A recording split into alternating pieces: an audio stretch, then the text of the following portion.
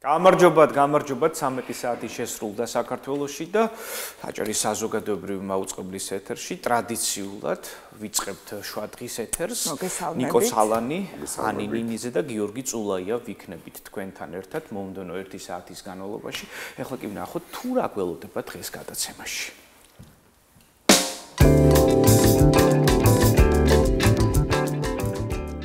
დღეს დიდი შესვენების ეთერში ნახავთ. თინეიჯერები და ბულინგი, სკოლისა და პედაგოგის როლი. ტაქსიდერმია, ხელოვნება. გადაცემაში სტუმრად ტაქსიდერმისტი გია ხოფერია. პოპ კულტურა და გავლენა საზოგადოებაზე. თემაზე ვრცლად ისაუბრებს საზოგადოებრივი მაუწყებლის აჭარის ტელევიზიისა და რადიოს დირექტორი ლადო ტატიშვილი. ჯასტინ ტიმბერლეიკის კონცერტი თბილისში, მესენჯერ ჩარტვით ციცი იაშვილი შემოგვიერთდება. და ბოლოს პეტრას განძი ბათუმში.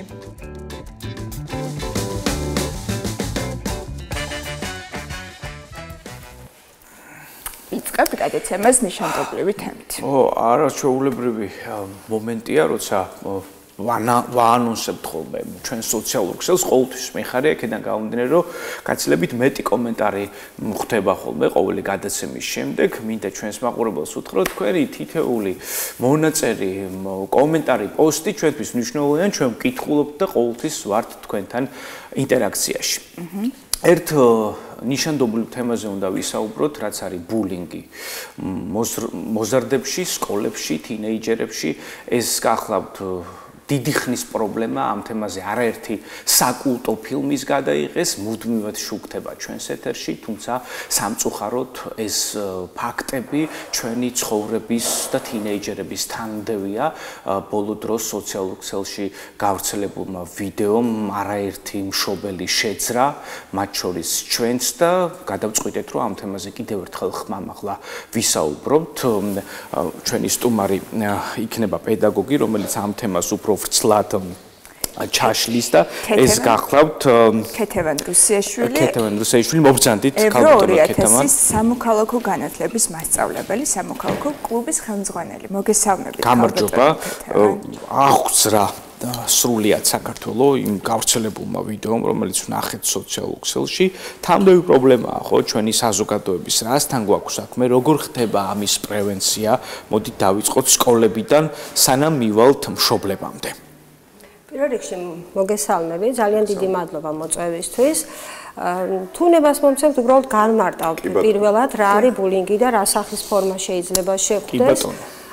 ბულინგი არის ძალადობა. ძალადობა, რომელიც თან მიმართულია ჩაგვრაზე, ხო? დღეს თანამედროვე სივრცეში არსებობს ბულინგის ისეთი ფორმები, როგორიც არის კიბერბულინგი, ვერბალური, ფიზიკური და ფსიქოლოგიური. ჩვენ სკოლაში სისტემატიურად ვხვდებით მსგავს ფაქტებს, თუმცა პედაგოგები, სკოლის დირექცია, მანდატური სამსახური სისტემატიურად ვაკონტროლებთ, სისტემატიურად ვართ ჩართული ესეთ სფეროში და თუ კი დავიწყებთ პრევენციიდან, მინდა პატარა დეტალი გავიხსენო, მე პირველ რიგში მშობელი ვარ და ვიცი რას ველი სკოლიდან, ხო? როცა ბავშვი შეყვავს სკოლაში, პირველი რაც ვითხოვთ არის მისი უსაფრთხოება. ბიჰევიორისტულ დონეზე, ანუ ქცევის დონეზე პირველივე კლასიდან ჩვენ მათ ვასწავლით ქცევის კულტურას და უნდა ვაცნობოთ, ანუ კარგად უნდა გაიაზრონ, რომ ეს არის წესის დაცვა, ხო? იმ საერთო წესების, რომელსაც ყველა მოსწავლე უნდა იცავდეს, იმიტომ რომ თვითონ იყოს დაცული. მართალია ამას დაწყებით კლასებში ცოტა სხვანაირი ფორმა აქვს, ანუ უფრო მეტად არის რომ სისტემატიური გამეორება, მაგრამ ზედა კლასებში ჩემი აზრით ყველაზე მნიშვნელოვანია ის რომ მოსწავლემ გაიაზროს ეს და გაიაზროს რომ ეს არის მისი სოციალური პასუხისმგებლობა, ხო? აი სანამ აი რაღაც გარკვეულ ასაკში მოსწავლე ამას გაიაზრებდეს, ხო ძალიან დიდი მნიშვნელობა აქვს ფუნდამენტს, ხო? აი ეს ალბათ პირველივე კლასიდან ყურადღება უნდა ექცეოდეს იმას, რომ გარდა იმისა, რომ კარგად ვასწავლოთ საგნები ბავშვს, უნდა ვასწავლოთ როგორი მოქალაქე უნდა იყოს. თქვენი საგანი გადამწყვეტ როლს თამაშობს და იყო პერიოდი, იყო დრო, როცა სამოქალაქო განათლება ნაკლებად მნიშვნელოვან საგნად მიიჩნეოდა. ამ შემთხვევაში ამ გაკვეთილზე ხშირად ბავშვები ხატავდნენ და ერთობოდნენ ვიდრე მკავდებოდნენ შემეცნებით და ამაზეც გვესაუბრეთ, რაოდენ დიდი მნიშვნელობის არის ეს საგანი და როგორ უნდა ეთმობოდეს სათანადოდ მას. პირველ რიგში დავიწყებ იმით, რომ როდესაც ამ სფეროში შევედი, მე პარალელურად ისტორიის პედაგოგიც ვარ და როდესაც სკოლაში დავიწყე მუშაობა, ეს იყო სადღაც 2011 წელი, სამოქალაქო განათლებას მართლა არ ექცეოდა განსაკუთრებული ყურადღება. თუმცა მოგვიანებით ჩვენს ანუ ტრენინგები, გადამზადების პროცესი, რა თქმა უნდა, საგნის საჭიროება უკვე სხვა მოთხოვნილებებს გვიყენებდა. დღეს ყველა მიცის ალბათ, რომ სამოქალაქო განათლება ისწავლება სამივე საფეხურზე, ხო? ეს არის დაწყებითი, ეს არის საბაზო და ეს არის საშუალო საფეხურზე. თვითონ რესურსების ხელმისაწვდომება, მასწავლებელთა კომპეტენცია, ხო?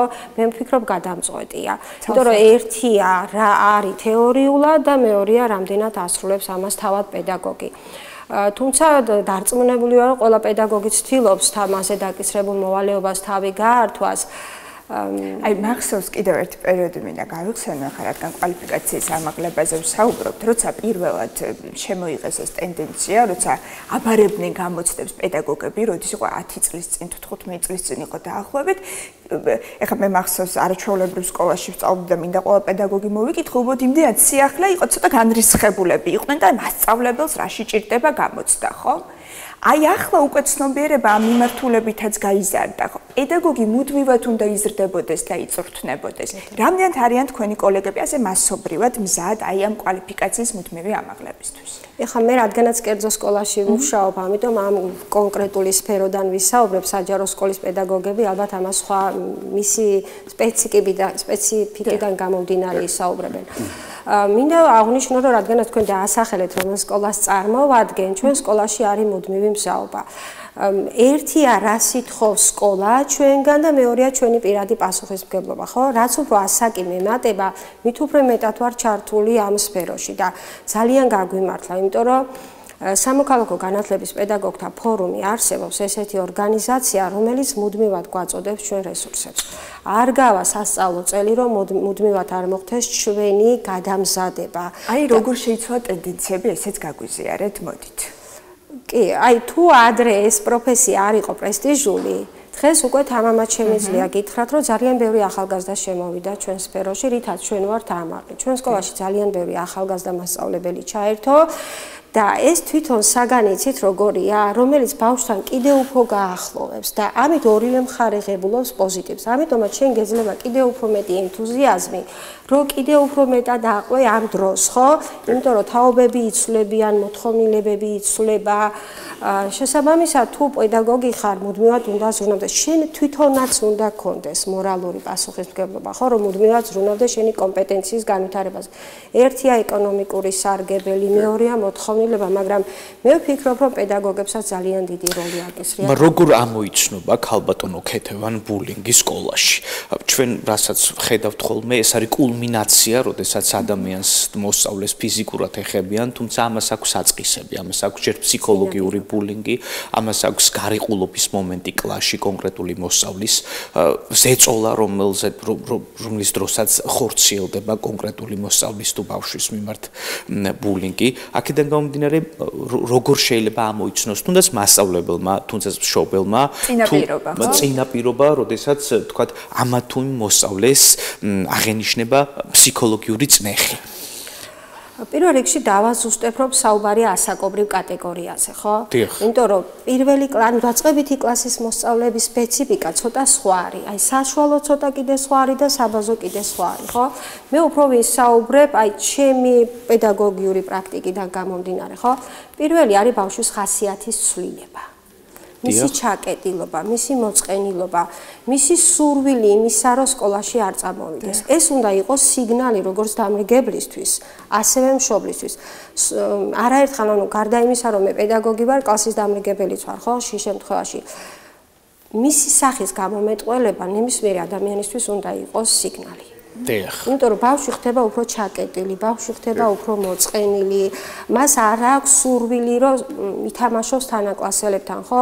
ეს სიმპტომი პროფესიონალმა პედაგოგმა უნდა ამოიცნოს. აი, საინტერესოა ჩვენ ვსაუბრობთ აშკარად ფაქტიურად საშიშ ტენდენციაზე, თუმცა ცალსახარი როგორც მსხვერპლს ასევე მოძალადესაც გარკვეულწილად სჭირდება, ხო, დახმარება და ამ შემთხვევაში ჩვენ არ უნდა უგველყოთ ის ბავშვი, რომელიც შეიძლება იყოს ამ შემთხვევაში მოძალადე. როდის უნდა მივმართოთ ფსიქოთერაპევტს და როდის უნდა მივიყვანოთ შესაბამის ადამიანთან, რომ შესაბამის დახმარება გავუწიოთ როგორც მსხვერპლს ასევე მოძალადე ბავშვსაც.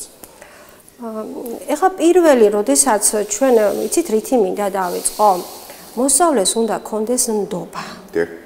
არსებობდეს უნდა მის გარშემო ადამიანი, რომელსაც თუნდაც მეგობარს, თუნდაც დამრიგებელს, ვისაც შეუძლია რომ კომუნიკაცია დაამყაროს, ხო? არაერთხელ მქონია შემთხვევა, როდესაც მოსწავლე მოვა და გეტყვის, გენდობა, რომ მას სჭირდება დახმარება. თუ ამას ჩვენ, აი ძალიან ხშირად გავიყენებ ამ სიტყვას სუბსიდიარობის პრინციპი, ხო? თუ ეს მე შემიძლია რომ მშობელთან კომუნიკაციის დონეზე მოვაგვარო და დავაკვირდე ქცევით კულტურას, ხო? პრევენციის, ანუ ვიწყებთ პრევენციით, ხო? მშობელს ჩავერთვებით, მშობელთან გვაქვს კომუნიკაცია, მაგრამ ხედავთ რომ სიტუაცია არ რეგულირდება. კიდე ერთი მომენტია მშობლის დამოკიდებულება, ჩვენ წეხან გავაჟღერეთ, ხო? თუ ჩვენ საერთოდ ერთი ინტერესის გარშემო მოძრაობთ, მაშინ შედეგი ძალიან სწრაფად იდება. მაგრამ თუ მშობელი ჩვენთან თანამშრომლობაზე უარს ამბობს და სიტუაცია მწვავდება, ნახეთ, ერთი რაღაც პრობლემა იყო და ის პრობლემა კი არ მოგვარდა, კიდე უფრო გამწვავდა.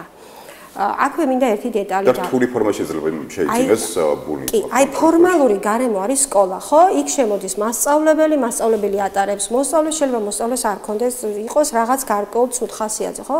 მაგრამ იყავს არაფორმალურ გარემოში. და მაშინვე იჩენს თავს პრობლემა.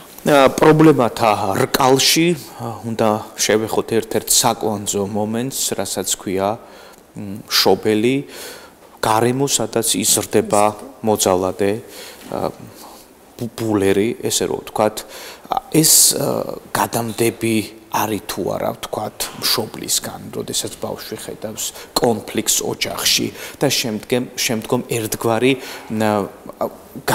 გადმოფრქვევა ხდება აი ამ აგრესიისა უკვე კონკრეტულად სხვა პირის მიმართ.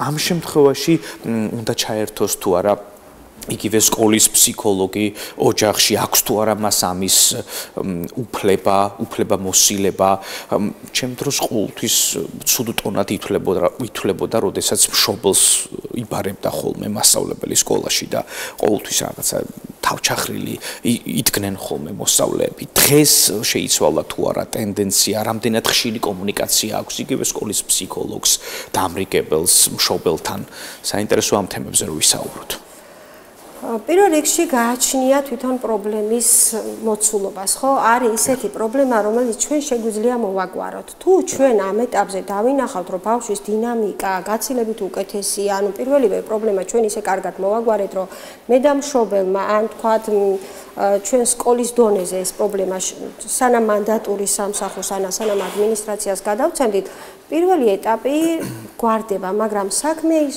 განმეორდება. ხო, აი თუ გამეორებას იწყებს, მაშინ ჩვენ ცოტა უფრო ყურადღებით უნდა ვიყოთ, ანუ არასათანადო ზომები გავატარეთ და ამის შემდეგ უკვე არის იცით ერთი ძალიან საინტერესო ტენდენციაა და მინდა ვთქვა, რომ ძალიან ხშირად ეს გონიათ ხუმრობა. და ძალიან ხშირად ქონია მშობელს, რომ თქვენთან არ უხუმრია, ანუ თქვენს ბავშვობაში ესეთი რაღაცა, ხო ბავშვები არიან გაუვლი. ამიტომ გკითხეთ ამოცნობაზე, ვთქვათ, როგორ უნდა განსაზღვროთ ხუმრობა და ბულინგი ერთმანეთისგან. კი, აი ჩემ სკოლაში მაგალითად, ხშირ შემთხვევაში რომ კლასებშიც მე მუშაობ, როგორც გითხარით, პირველი რაც არის თუ ბავშვი გაგვანდობს და როცა ჩვენ ვიწყებთ ამაზე რეაგირებას. მეორე მომენტია, როდესაც ბავშვის გულდება განწყობა იზრდება და როდესაც ის ჩაკეტილი ხდება. მესამეა, როდესაც მშობელი მოგმართავს და შესაბამისად ადეკვატურად. ერთადერთი ის არის, რომ ჩვენ ნებისმიერ გადაწყვეტილებას ვღებულობთ სკოლის დირექტორებთან და ადმინისტრაციასთან. და გავიხსენოთ ალბათ 90-იანი წლები, როდესაც გარკვეულწილად მშობელ მამებს პირიქით მოსწონდათ, როდესაც მათი ვაჟიშვილები იყვნენ უფრო მეტად აგრესიულები, თუნდაც ამ ჩაგვროლები სხვა ნებისმიერი თანაკლასელის მიმართ, იმიტომ რომ ამით ფაქტიურად გამოვლინდებოდა მის ეს ვთქვათ მასკულინური ენერგია და გარკვეულწილად შეიძლება პროვოცირებაც კი მოეხდინა ბავშვის ფსიქოტიპის ჩამოყალიბებაში. ზოგადად უფროსი ადამიანების გულგრილობა არის თორა პროვოცირება, რომ ადამიანი ჩამოაყალიბოს როგორც მოძალადე, თავიდან შეიძლება ირიბი ძალადობა იყოს და შემდეგ უფრო გამოკვეთილი. თუმცა ერთი მნიშვნელოვანი პასაჟია, რომ ის მამაც ცდილობს, რომ იმ გარემოში დაიცვას შვილი. იმიტომ მოუწოდებს მას ამისთვის და ეს გარემოა მთლიანად პრობლემური. რა თქმა უნდა ეს აპრიორი არასწორია, როდესაც შენ მოუწოდებ, თუმცა აი ამ გარემოს რა უხოთ, როდესაც мама იმის გამო რომ მისი შვილი არ გახდეს მსხვერპლი, მოუწოდებს თავის შვილს რომ იყოს ცოტა უცნაური კომბინაციაა. ნეუტროს ვიხსენებთ და მე მგონი აქეთ ვართ გამისული. აი აქედან მოდის ყველაფერი. ხოთ, აი გასაგებია რომ მშობლის დანაშაული არის ამ ყველაფერში, ცალსახად ამაზე ვისაუბრეთ. თუმცა მოდით ვისაუბროთ იმაზე, როცა თავად სკოლა აყალიბებს ბულერს. გამომდინარე იქედან რომ არ აქვს ერთგვაროვანი დამოკიდებულება, ერთნაირი დამოკიდებულება ყველა მოსწავლის მიმართ. ჩვენ გვახსოვს ყოველს მშობელთა კრებები, სადაც ესე საჯაროდ გამოგიყვანდნენ და ვიღაცას შეაქებდნენ და ასევე ვიღაცა საჯაროდ გააკრიტიკებდნენ. ასევე რაღაცა არ ვიცი წახალისება 10 შენ 10-იანს გიწერ და რაღაცას გჩუქნი შენ 2-იანს და შენ ამას არ დაიმსახურებ. როგორი უნდა იყოს გარემო სკოლაში იმისთვის რომ არ ჩამოვაყალიბოთ ბულერი? ვფიქრობ, უმნიშვნელოვანესია პოზიტიური დამოკიდებულება თვითონ ბავშვების მიმართ. პირველ რიგში იმისათვის, რომ მოსწავლე გენდოს, უნდა აღიარო. უნდა შეძლო მისი უნარების გამოვლინება. კი, შეიძლება ვიღაცას ეგონოს, რომ ეს ძალიან ზედაპირულად ნათქვამია, მაგრამ თუ ჩვენ ბავშვის გვესმის, თუ მას ვღებულობთ ინდივიდად, თუ ჩვენ ვუწყობთ, რომ შეიძლება ყველა მათემატიკა არ იცოდეს, ან ყველა ისტორია არ იცოდეს, მაგრამ ხატვა იცოდეს, მუსიკა იცოდეს, ფილმები უყვარდეს, ხო? მე ვფიქრობ, რომ როდესაც სკოლაში არის პოზიტიური სასწავლო გარემო, სადაც ნებისმიერ მოსწავლეს შეუძლია მისი ინტერესების მიხედვით გამოვლენა, ხო? როდესაც არსებობს დაწერილი, ანუ წინასწარ ჩამოყალიბებული წესები, როდესაც მოსწავლე მიცის წინასწარ შეფასების რუბრიკები, როდესაც მოსწავლე მიცის, რომ მასწავლებელი არის მისი არა ავტორიტეტი, არამედ ადამიანი, რომელიც ნებისმიერ შემთხვევაში მის გვერდით დგას.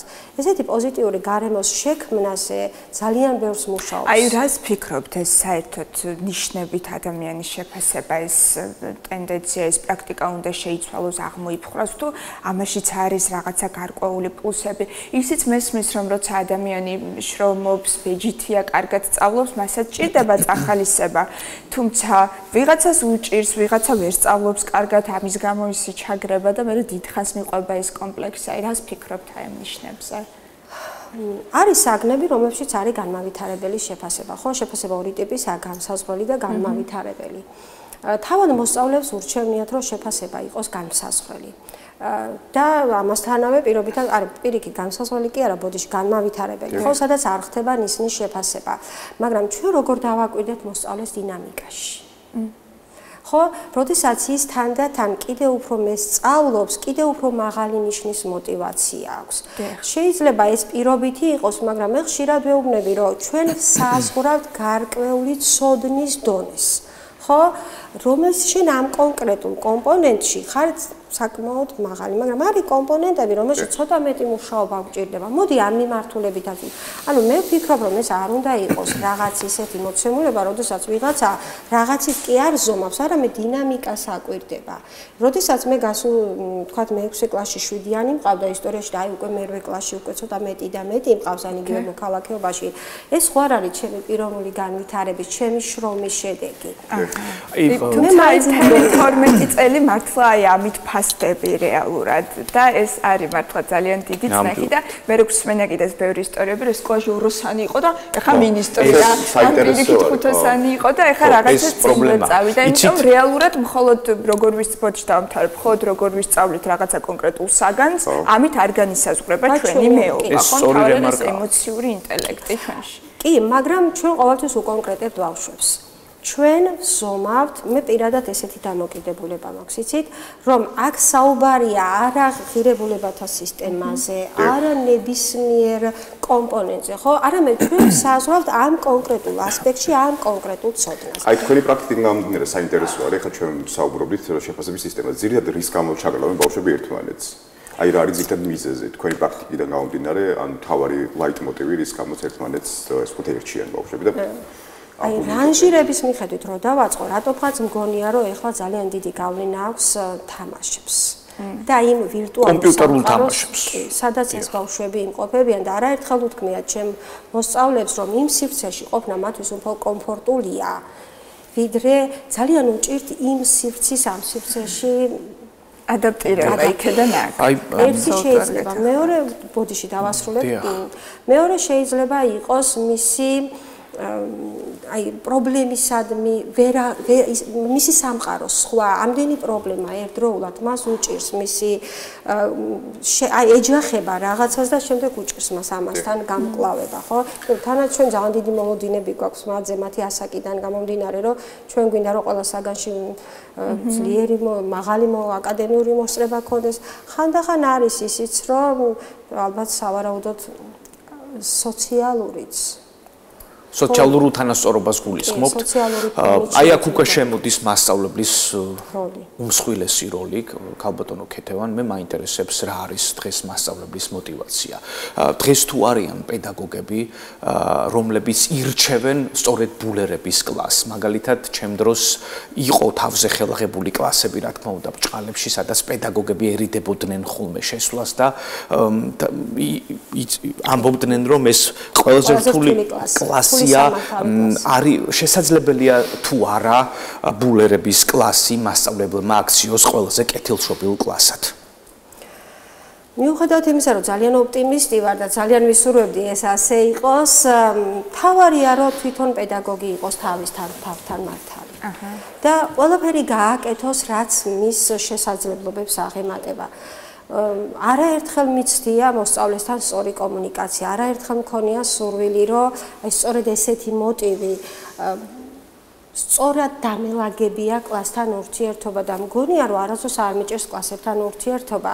თავარი რა არის? თავარი არის, რომ ჩვენი კომუნიკაცია იყოს ღია. ჩვენ გვესმოდეს მათი. ხო? აი ეს ასაკობრივი დისბალანსი რაც არის ის რომ უფროსი თაობათა შორის ბრძოლა ხო მამათა და შვილთა ბრძოლა თავარია რომ ეს ასპექტი ჩვენ გავითავისოთ რომ მარტო დიდაქტიკურად ხო არა დებატებით დისკუსიებით სასამართლო პროცესებით პროექტული სწავლებებით თავარია რომ გესმოდეს ჩვენ ამ ბავშვების რა უნდა მათ ჩვენ აი რა სიტყვენ ჩვენ ერთია რომ ჩვენ ასწავლის საგანს მაგრამ მეორეა როგორ ღირებულებათა სისტემას უყალიბებ. აი გაუგო მსხვერპლს ალბათ უფრო მარტივია, თუმცა გაუგო თავად ბულერს და მოძალდეს შედარებით ალბათ უფრო რთული. ამ შემთხვევაში რა მიდგომა არსებობს და როგორია კომუნიკაცია ბავშვებთან? დაახლოებით 1 კვირის წინანდელ ამბავს მოგიყვებით, ჩვენ კლასში მოხდა რაღაც პატარა ინციდენტი და იმ მომენტში ისე გაუბრაზდი ამ მოსწავლეზე და მეგონა რომ ეს იყო მისი დანაშაული და ბავშვს კითხე და მართალი გითხრა დეტალები არ მითხრა. ვურეკა მშობას. და აღმოჩნდება, რომ ისეთი დეტალი გაირკვა, რომლის შესახებაც მე ინფორმაცია არ მქონდა. ოჯახთან დაკავშირებული დეტალი. აი, იქ იყო რაღაცა ისეთი ნიუანსი, დეტალი, როდესაც იმ ბავშვს მე სხვანაირად იმ ეპიზოდს მივხვდი, რომ ეს იყო მისი თავდაცვის უნარი. და სხვა არჩევანი არ ქონდა. ამიტომ მარტო ერთ მხარეს ხო არ უნდა უსმინოთ. მეორე მხარესაც არის ის ინდივიდი, რომელსაც საკუთარი თავის რეალიზების საშუალება არ აქვს. აი თქვენ ასეთ დროს საინტერესოა, რას მოუწოდებდით მშობლებს, როგორ უნდა იმუშაონ მათ თავიანთ შვილებთან, რას ურჩევდით ბულერის მშობელს და რას ურჩევდით მსხვერპლის მშობელს, საინტერესოა თქვენი როგორც პედაგოგის აზრი. მოსმენის კულტურას. ჩვენ უნდა გვესმოდეს ყველას ერთმანეთს, ჩვენ უნდა შეგვეძლოს ხმის აუღებლად ერთმანეთის მოსმენა. ნებისმიერი ჩვენთაგანი სწორი პოზიციის დაფიქსირება. მას უნდა გქონდეს იმის უნარი, აი რითი დავიწყე, დაცულობა. ხო, ბავშვი რო სკოლაში შემოდის, ჩვენ არ უნდა ვიყოთ მისთვის ის ადამიანი, რომელიც დიდაქტიკურად ამბობს რაღაცა, ხო, იმასაც ხო აქვს საკუთარი სამყარო. იმასაც ხო აქვს რაღაც თავდაცვის ინსტინქტი, ხო, რომელიც შეიძლება იმპულსური იყოს, რომელიც შეიძლება იყოს იმდენად არარაციონალური, ხო? არამედ უბრალოდ იმ კონკრეტულ სიტუაციაზე მორგებული, ხო? იმიტომ რომ იმას რაღაცა ისეთი გააკეთა, რომელსაც შეიძლება მერე ინანოს. ამიტომაც მე ვფიქრობ, ყველაზე მთავარი არის ჩვენ შეგვეძლოს სამივეს მშობელს, მოსწავლეს და მასწავლებელს ერთად დასხდომა და ერთმანეთის მოსმენა. უღმესი მადლობა, ეს ჯაჭვი ძალიან მნიშვნელოვანია და მნიშვნელოვანია ერთი გრძნობა, რომელზეც დგას, მე მგონი, კაცობრიობა და უფრო გავაღვივოთ უნდა ის ჩვენში, ეს არის ემპათია, რომელიც გადაგვარჩენს ზუსტად აი ბულინგის სხვადასხვა პრეცედენტებისგან. ძალიან დიდი მადლობა, რომ იყავით ჩვენთან ერთად გემშვიდობებით. ძალიან დიდი მადლობა. კარგად ბრძანდებოდეთ.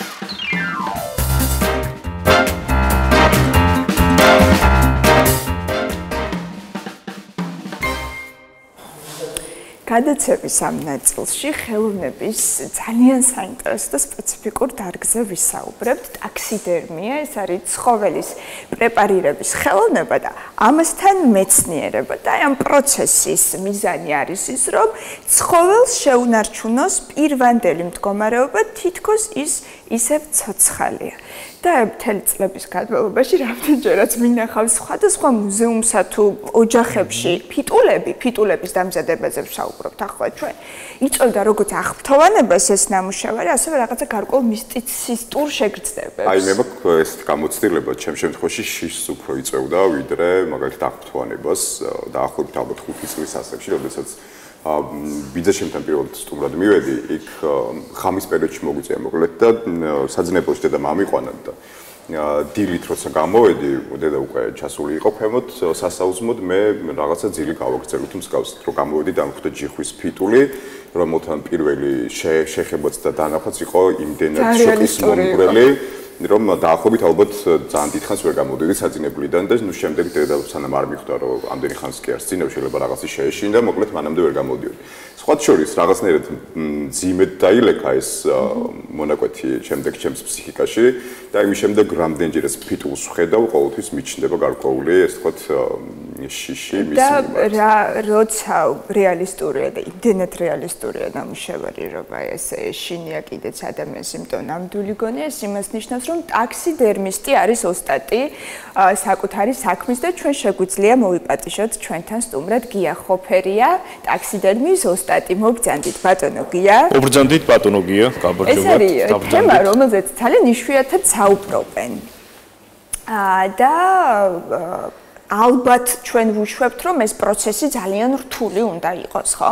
სანამ აი კონკრეტულად პროცესს გვიყვებოდეთ და გაგვიზიარებდეთ, რა დროს ანდომებთ და ასე შემდეგ, მანამ რატომ დაინტერესდით? აი თქვენი დამოკიდებულება როგორია ზოგადად ხელოვნების ამ დარგის მიმართ? კიდევ ერთხელ მოგესალმებით. სტუდენტობის პერიოდში დაუსწრებელ ისტორიის ფაკულტეტის დაუსწრებელ გაყოფილებაზე ვსწავლობდი და მუზეუმში მუშაობდი იმ პერიოდში. მხარეთმცოდნეობის მუზეუმში. და აი იქ მუშაობის პერიოდში რადგანაც მუზეუმში დიდი კოლექცია წარმოდგენილი ამჟამადაც ნახე ესა და როგორც თავიდანვე მონადირე არ ვიყავი, მაგრამ დამწყები მონადირე ვიყავი და სიყვარული მქონდა ამ გატაცება მქონდა. აი სწორედ იმ პერიოდში გამიჩნდა სურვილი, რომ მეც მქონოდა ასეთივე ფიტულები და მიმართე ბუნების განყოფილების გამგე იყო ქალბატონი ელიკო ჩხაიძე და ვთხოვე, რომ ესწავლემინა ჩემთვის. მან ხა თვითონ არ იყო ტაქსიდერმისტი იმ პერიოდში საერთოდ არ იყო მუზეუმში უკვე გარდაცვლილი იყო ის წინა ვინც იყო, მაგრამ წიგნი მომცა, სახელმძღვანელო მომცა, რომლის მიხედვითაც დავიწყე შესწავლა. ნუ თავდაპირველად თავისთავად არც ისე გამომდიოდა, მაგრამ შემდეგ დავხვეწე თანდათანობით და როდესაც ნახა ჩემი ნამუშევარი, მაშინ ბატონი ხარიტონ ახვლედიანი იყო მაშინ დირექტორი მუზეუმის და აცნობის ამის საუბაზე. და რადგანაც არ ყავდა ტაქსიდერმისტი, ბატონო ხარიტონმა შემომთავაზა, რომ დაიწყო ჩვენთან მუშაობა და ფაკულტეტზე შეგიცილ სპეციალობასო. ანუ ისტორიულიდან გადაგიყვან ბიოლოგიურზე. მე მაინც ისტორიულ ფაკულტეტი უფრო მაინტერესებდა და ამაზე ვარი ვთქვი, მაგრამ სანამ სტუდენტი ვიქნებოდი, ვიფიქრე, რომ სჯობდა რომ მემუშავა. ეს ბიოლოგიურზე ალბათ იმიტომ, რომ აქ მნიშვნელოვანია, რომ ეს რაღაც მეცნიერული ცოდნაც გქონდეთ, ხომ? არ ვიცი, რომელი მასალა გამოიყენოთ, როგორ დაამზადოთ ფიტული. ამ შემთხვევაში ტაქსიდერმის არ ჭირდება აუცილებლად ასეთი დიდი მაღალანათლება, მაგრამ უბრალოდ ემთხვეოდა, ასე ვთქვათ, დაინტერესებას ჩემს და შემომთავაზა ასე თუ რა აუცილებლად არ მიაჩნდა არც მას. და თვითონ ეს სპეციალობა რომ აღნიშნოთ, ისეთი არ არის მაგალითად რომ ისწავლებოდეს. სპეციალურ რაიმე სასწავლებელში ისწავლებოდეს, ეს არის თავდაპირველი ხობი, რომელიც შემდეგ პროფესიად შეიძლება იქცეს. როგორც შემთხვევაში მოხდა. იცით რა მაინტერესებს, აი ყოველთვის მიჩნდება ხოლმე ეგეთი შეგრძნება, რომ თითქოს რაღაც ძალიან სულიერს, მაგალითად სვისჩიც, რომელსაც თავის დროზე შეეძლო ფრენა, უცებ სული გამოაცალეს და დარჩა ცარიელი ფიტული, გაყინული თვალებით და გიჩნდება შეგრძნება, რომ თითქოს ოდესღაც ამას ფრენა შეეძლო და ეს უბრალოდ ფიტული არის. ალბათ ნებისმიერ შემთხვევაში გარკვეულწილად რაღაცა იშვიათი ჯიშის ფიტული უფრო მეტად საინტერესო შეიძლება გახდეს ამ პროფესიისთვის და ზოგადად როგორ ხდება ხოლმე ეს რაღაც გამბოხშირვა ამ შემთხვევაში სპეციალურად თქვათ შეიძლება მოიკლას ჩიტი იმისთვის რომ შემდეგ მისი ფიტული გაკეთდეს თუ რა პროცესი შეიძლება როგორ იმართება მოკლედ ეს რო გითხრათ გასაგებია საერთოდ ბიზოლოგიის დარგში არსებობს კოლექციები ეს არის ანუ სახეობებში არის როგორც ადამიანებში ადამიანი ქერა შეიძლება იყოს შავგრემანი იყოს სხვადასხვა ზომის იყოს აი ისეთივე განსხვავებაა ფრინველებს შორის ერთი სახეობებს შორის და აი სწორედ ამ შემთხვევაში ხდება ამ კოლექციის დამზადება ანუ რამდენიმე ათეული ფრინველი რომლებიც განსხვავებული იქნება ესაა სამეცნიერო მიზნით დამზადებული კოლექცია დიახ და იშვიათი ჯიშის ალბათ უფრო მეტად ფასეულიც ეხლა თქვენ რომ ძალეთ აი იმიტომ პასუხობთ ახლა მე ანუ ამ შემთხვევაში უკვე დაინტერესება არსებობს სპეციალურად ის ფრინველი მოიპოვოთ და ისეთი მოიპოვოთ რომელიც განსხვავდება დაუშვათ სხვებისაგან და ამ შემთხვევაში თავისთავად სპეციალურად ხდება მაგრამ როდესაც მუზეუმი არსებობს, შესაძლებელი არის სულ ვიღაცა უცნობმა მოგიტანოს, ხდება ფრინველი იღუპება რაღაცა შეეხება, მავთულებს ეჯახება რაღაცა და ამ შემთხვევაში სპეციალურად არ ხდება ეს. მაგრამ არის შემთხვევები, როდესაც სპეციალურადაც შეიძლება დაინტერესდეს ადამიანი, მაგრამ ამ შემთხვევაში პრობლემა არ იქნება ხომ ცხოველთა დაცვის ორგანიზაციებთან? ეხლა როგორ რა იცით, თავის დროზე, როდესაც მე სტუდენტობის პერიოდში, საბჭოთა პერიოდი იყო, მაშინ ისეთი ის ხონდა კანონმდებლობა ეხლასაც უსაშუალოა მაგრამ მუხლის ხონაირადაა ჩამოყალიბებული რომ მუზეუმებისათვის გამონაკლისი სახის სამეცნიერო მიზნის შესაძლებელი იყო გარკვეული რაოდენობის აი რო დამთავრდებოდა სეზონი ნადირობის იმის შემდეგაც სპეციალური ნებართვა მქონდა რომლის მიხედვითაც მე შემეძლო გარკვეულად მიმოფრენის პერიოდი ახლა გაზაფხულია პირველ მარტიდან იგზავნება ნადირობა, მაგრამ აი მაგალითად მაისის თვემდე, სანამ ბუდობას დაიწყებდნენ და მიმოფრენა და მიგრაცია ფრინველების, რომ შემეძლო მე მაგალითად ახ ზღვისპირას ჩვენთან ხაზის გადის გადაფრენის თავარი ხაზი გადის და აი იმ შემთხვევაში დიახ ეს კარგია რომ განვმარტეთ ჩვენი მაყურებლისთვის ასევე დაუბრუნდეთ თქვათ ხელოვნების ამ მიმართულებას რომელიც საშუალებას გვაძლევს დაუტკბეთ შევიგრძნოთ ჩვენი დედამიწის მრავალფეროვნება თუ არის თქვათ გამოცდილება უცხოეთის ქვეყნების მუზეუმების სადაც დამთვალიერებელს ვიზიტორს შეუძლია ნახოს თქვათ მსგავსი გამოფენები ამის ფუფუნება თუ გვაქვს საქართველოში საინტერესოა ეხლა როგორ არის იცით უცხოეთში ვინც მოგზაურობს თავისთავად ნახულებს მაგრამ მე თავდაპირველად იმას ვიტყოდი რომ აი სწორედ იმ პერიოდში როდესაც მე მუშაობდი კვალიფიკაციის ასამაღლებლად ანუ ცხოველების ფიტულების დამზადების შესწავლის მიზნით მიმავლინეს მოსკოვში დარვინის მუზეუმში სადაც ერთი თვის მანძილზე გავდიოდი იქ სტაჟირებას იქ ძალიან დიდი და ზოოლოგიურ მუზეუმშიაც ვიყავი ექსკურსიაზე ძალიან დიდი კოლექციები არის და ისეთი დიდი ლაბორატორიები საუცხოო დონეზე არ არსებობს ცხოველი რომ იღარ დამზადდეს. ყველაზე ეგზოტიკური ცხოველი რა გინახავთ? ეგზოტიკური ცხოველი არ მჩნაური ფრინველიან ცხოველი რომელმაც თქვენზე შთაბეჭდილება მოახდინა. რომელი ფიტული იყო ეს საინტერესოა. ეხლა თქვენ თუ გულისხმობთ რაც მე დავამზადეთ თუ საერთოდ რაც კი გინახავთ და რაც თქვენ დაამზადეთ საინტერესოა ორივე.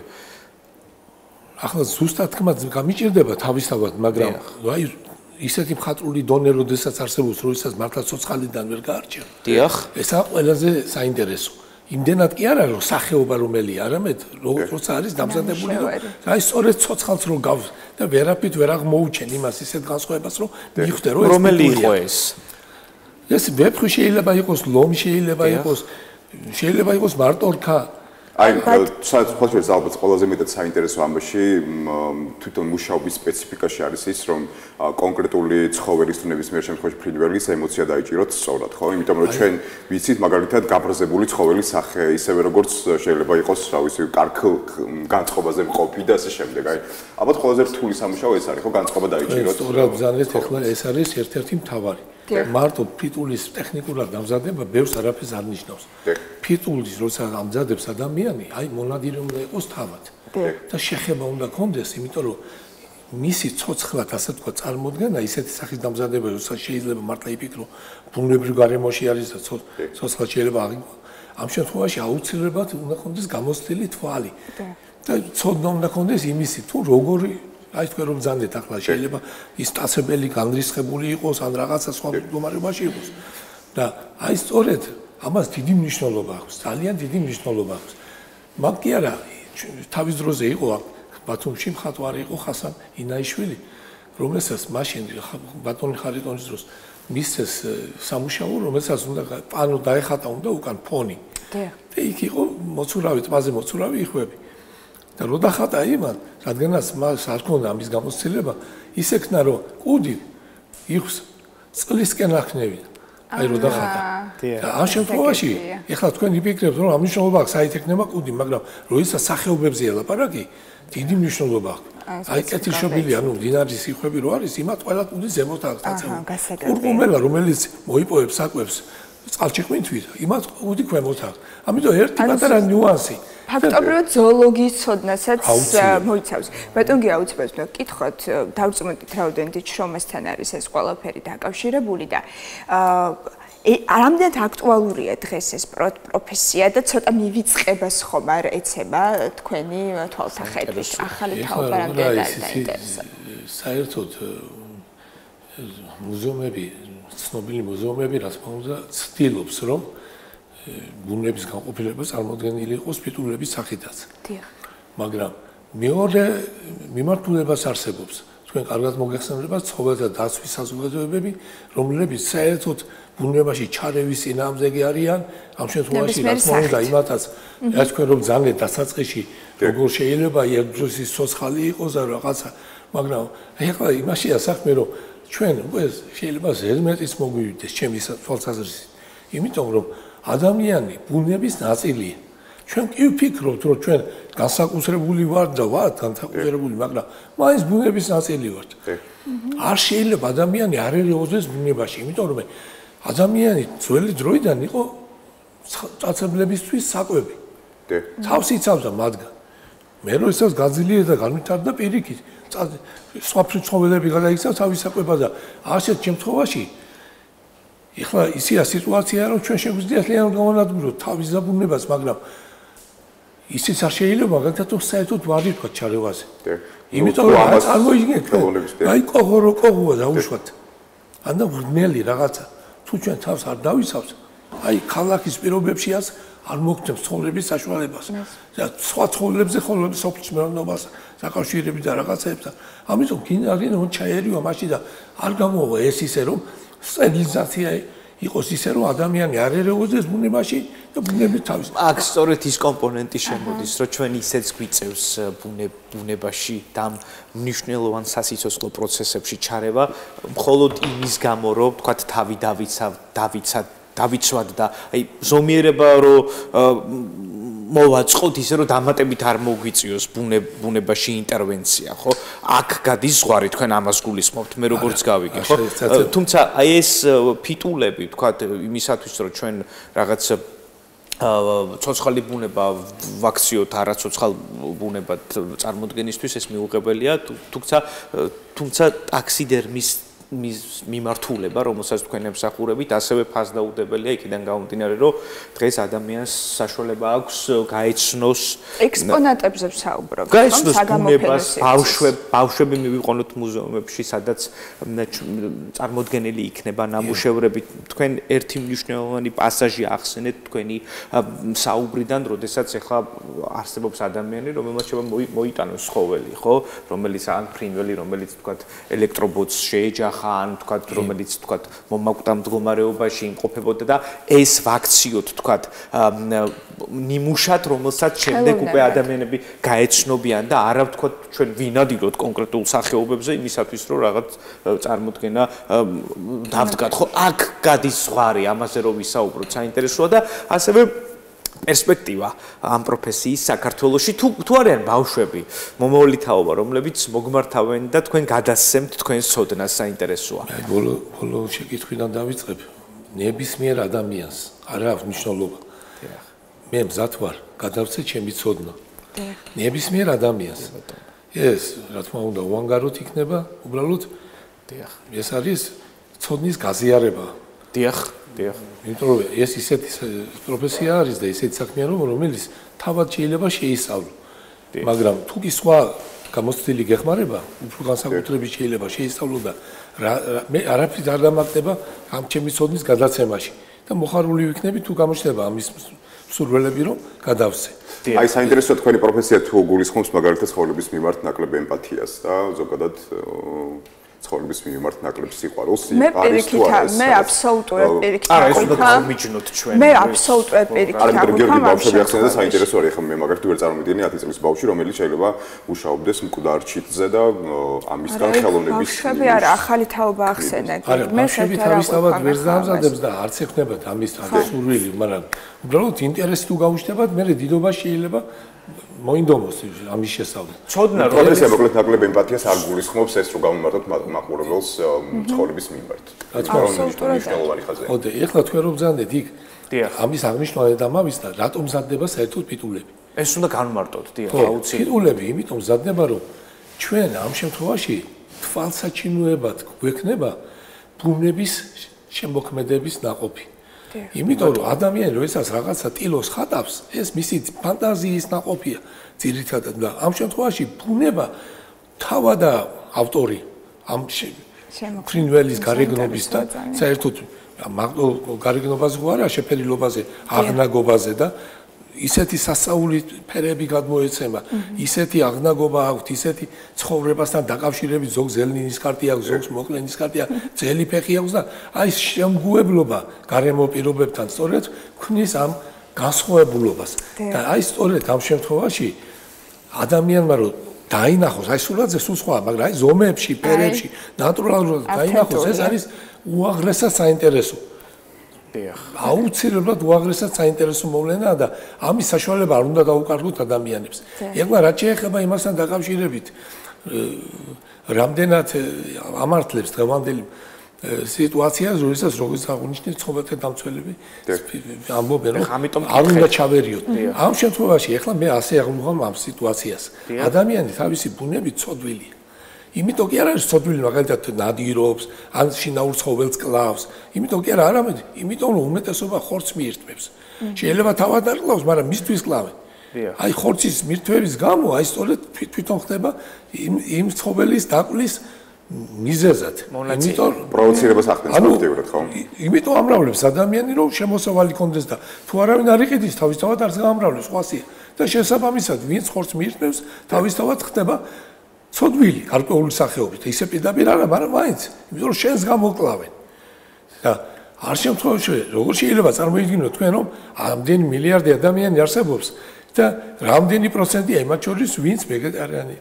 ძალიან მცირეა იმათთან შედარებით. გამოყვება ხო? რა თქმა უნდა, აქ უბრალოდ საუბარია დამატებით ინტერვენციაზე. გასაგებია, მაგრამ მე მაგალითად ამას ვამბობ, რომ გარეული და შინაური სიცოცხლეს არ ვანსხვავებ. ბიოლოგიური არსება რო არის სიცოცხლე ერთი ფასი უნდა კონდეს იმის. არ შეიძლება იმით განსხვავდეს რომ ეს გარეულია ეს შინაურია. როგორ შეიძლება ამის განსხვავება სიცოცხლე? ერთი შეგეცოდება, მეორე შეგეცოდება. ხშირად ჩვენ გვეცოდება სხვაერტლი რო ეს უყურებ დაუშვათ არის გადაცემა ბუნებაზე. სხვაერტლი გვეცოდება, მაგრამ აი ხანდახან აჩვენებენ მაგალითად ლომეს, რომელსაც ბოკვერები ყავს და ვერ შოილობს, რომ საკვებს და უნდა დაიხოცოს ესენი. იმდენად ჩვენ გასწოდება ეს ბოკვერები უკვე იმ ლომის ხარეზე ვარ რომ როგორ მე იმად მოინადიროს და არ არის ანუ პირიქით ხვდებით ანუ სვერპლი კი არ გწოდება არამედ ეს ბოკვერები გწოდება რომ ეს შემდეგ თვითონ გაიზრდება და ინადირებს იმაზე. ანუ ესა სუბიექტური და მოკიდებულება. არ შეიძლება ადამიანმა თქვას, რომ არა ეს შემთხვევაში არ შეიძლება ხორცის მიღება. პრინციპში ისე ცხოვრების საწყისამდე მივდივართ ბრძოლა გადარჩენისთვის ფაქტიურად თქვენ ახლა ამაზე საუბრობთ. აი სწორედ რომ ამბობდი მე ადამიანი რო არსებობს მეთქი, აი სწორედ იმით არსებობს რომ ბიოლოგიური არსება. მიუხედავად რომ ადამიანური თვისებები გააჩნია დამატებით და მაღალ ორგანიზებული არსება არის. მიუხედავად ამისა ის ბიოლოგიურია. ჩვენ მაგალითად ბიოლოგიურ არსებები რომ ჩვენია ამის. უღრმესი მადლობა. უღრმესი მადლობა ბატონო გია საინტერესო საუბრისთვის. ტაქსიდერმიის ხელოვნებაზე ვსაუბრობდით, ფაქტობრივად ციცოცხლის ხელოვნურად შენარჩუნების ხელოვნებაზე. ძალიან დიდი მადლობა. კარგი იქნებოდა ერთი ფიტული დღეს სამოგეყოთ ჩვენი მაყურებლისთვის. არა, სანახავად უბრალოდ, თუმცა არა უშავს. შეგიძლიათ იხილოთ ხარიტონ ახვლედიანის მუზეუმში. კი ბატონო. რა თქმა უნდა, ყველას მოუწოდებ რომ გაათვალიერონ მუზეუმი. მე ბავშვი რო ვიყავი და ეხლაც რომ ბავშვები მოდიან, ყველაზე მეტად რო ვაკვირდები, სწორედ ბუნების განყოფილებას ათვალიერებენ, იმდენად მათთვის უცხო და საინტერესო არის ეს და ასევე მოუწოდებს სხვებსაც დიდებსაც რომ იარონ პროცესი წარმატებებს გისურვებთ. უღრმესი მადლობა გემშვიდობისთვის.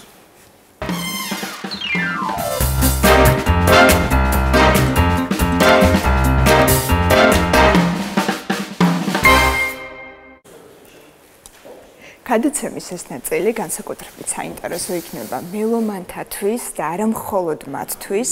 პოპ მუსიკა იქნება ლაიტმოტივი ჩვენი საუბრის. პოპ მუსიკა რა არის, ხო? მის კონცეფციაზე დღეს ბევრს ვისაუბრებთ, ესე მარტივად რომ ჩამოვაყალიბოთ მისი არსი, ის ფაქტობრივად ირეკლავს დროს.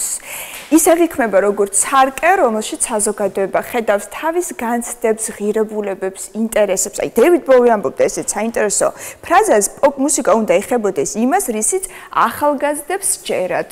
თუ რა იგულისხმება აბაში, რომ უნდა იყოს რაღაცა ოპტიმისტური წამსის მატარებელი და ყველაზე ცნობილი ფრაზა ზოგადად პოპ კულტურის შესახებ, რომელსაც ყველაზე ხშირად ციტირებენ, ეკუთვნის პოპ არტისტ ენდი ვორჰოლს და ჩვენ ყველა ვიცით ხო, აბა თუ გამოიცნობ ფრაზასო.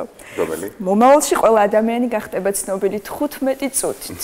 მოკლედ, რა ფენომენი არის ალბათ მნიშვნელოვანი არის დღეს თუ განვიხილოთ ამას, დღეს ფილოსოფიური ნაწილი უფრო მეტია პოპ კულტურაში თუ ეს თქვათ ვიზუალური თუნდაც ან პროვოკაციული ნაწილი, რომელთაც ფაქტიურად შოუს ნაწილი დღეს თან ჯასტინ ტემბერლეიკი ჩამოდის ჩვენთან და ამას საოცარი ამბები გველის ნამდვილად მოკლედ რა კულტურული ფენომენია პოპ მუსიკა თემაზე ვცალად ისაუბრებს საზოგადოებრივი მაუწყებლის აჭარის ტელევიზიისა და რადიოს დირექტორი ლადო ტატიშვილი ასე მელომანი მოგესალმებით ბატონო ლადო გამარჯობა მადლობა მოწვევისთვის რა კულტურული ფენომენია პოპ მუსიკა თქვენი დეფინიცია როგორია პოპ მუსიკის პირველ რიგში მოგესალმებით კიდევ ერთხელ მივესალმები ჩვენი ტელევიზიის მაყურებელს და რადიოს მსმენელს და რაც შეეხება თქვენს კითხვას იცით რა ძალიან რთულია ამაზე ისაუბრო ასე მოკლე დროში იმიტომ რომ ეს არის მთელი მეცნიერება შეიძლება ასე ითქვას და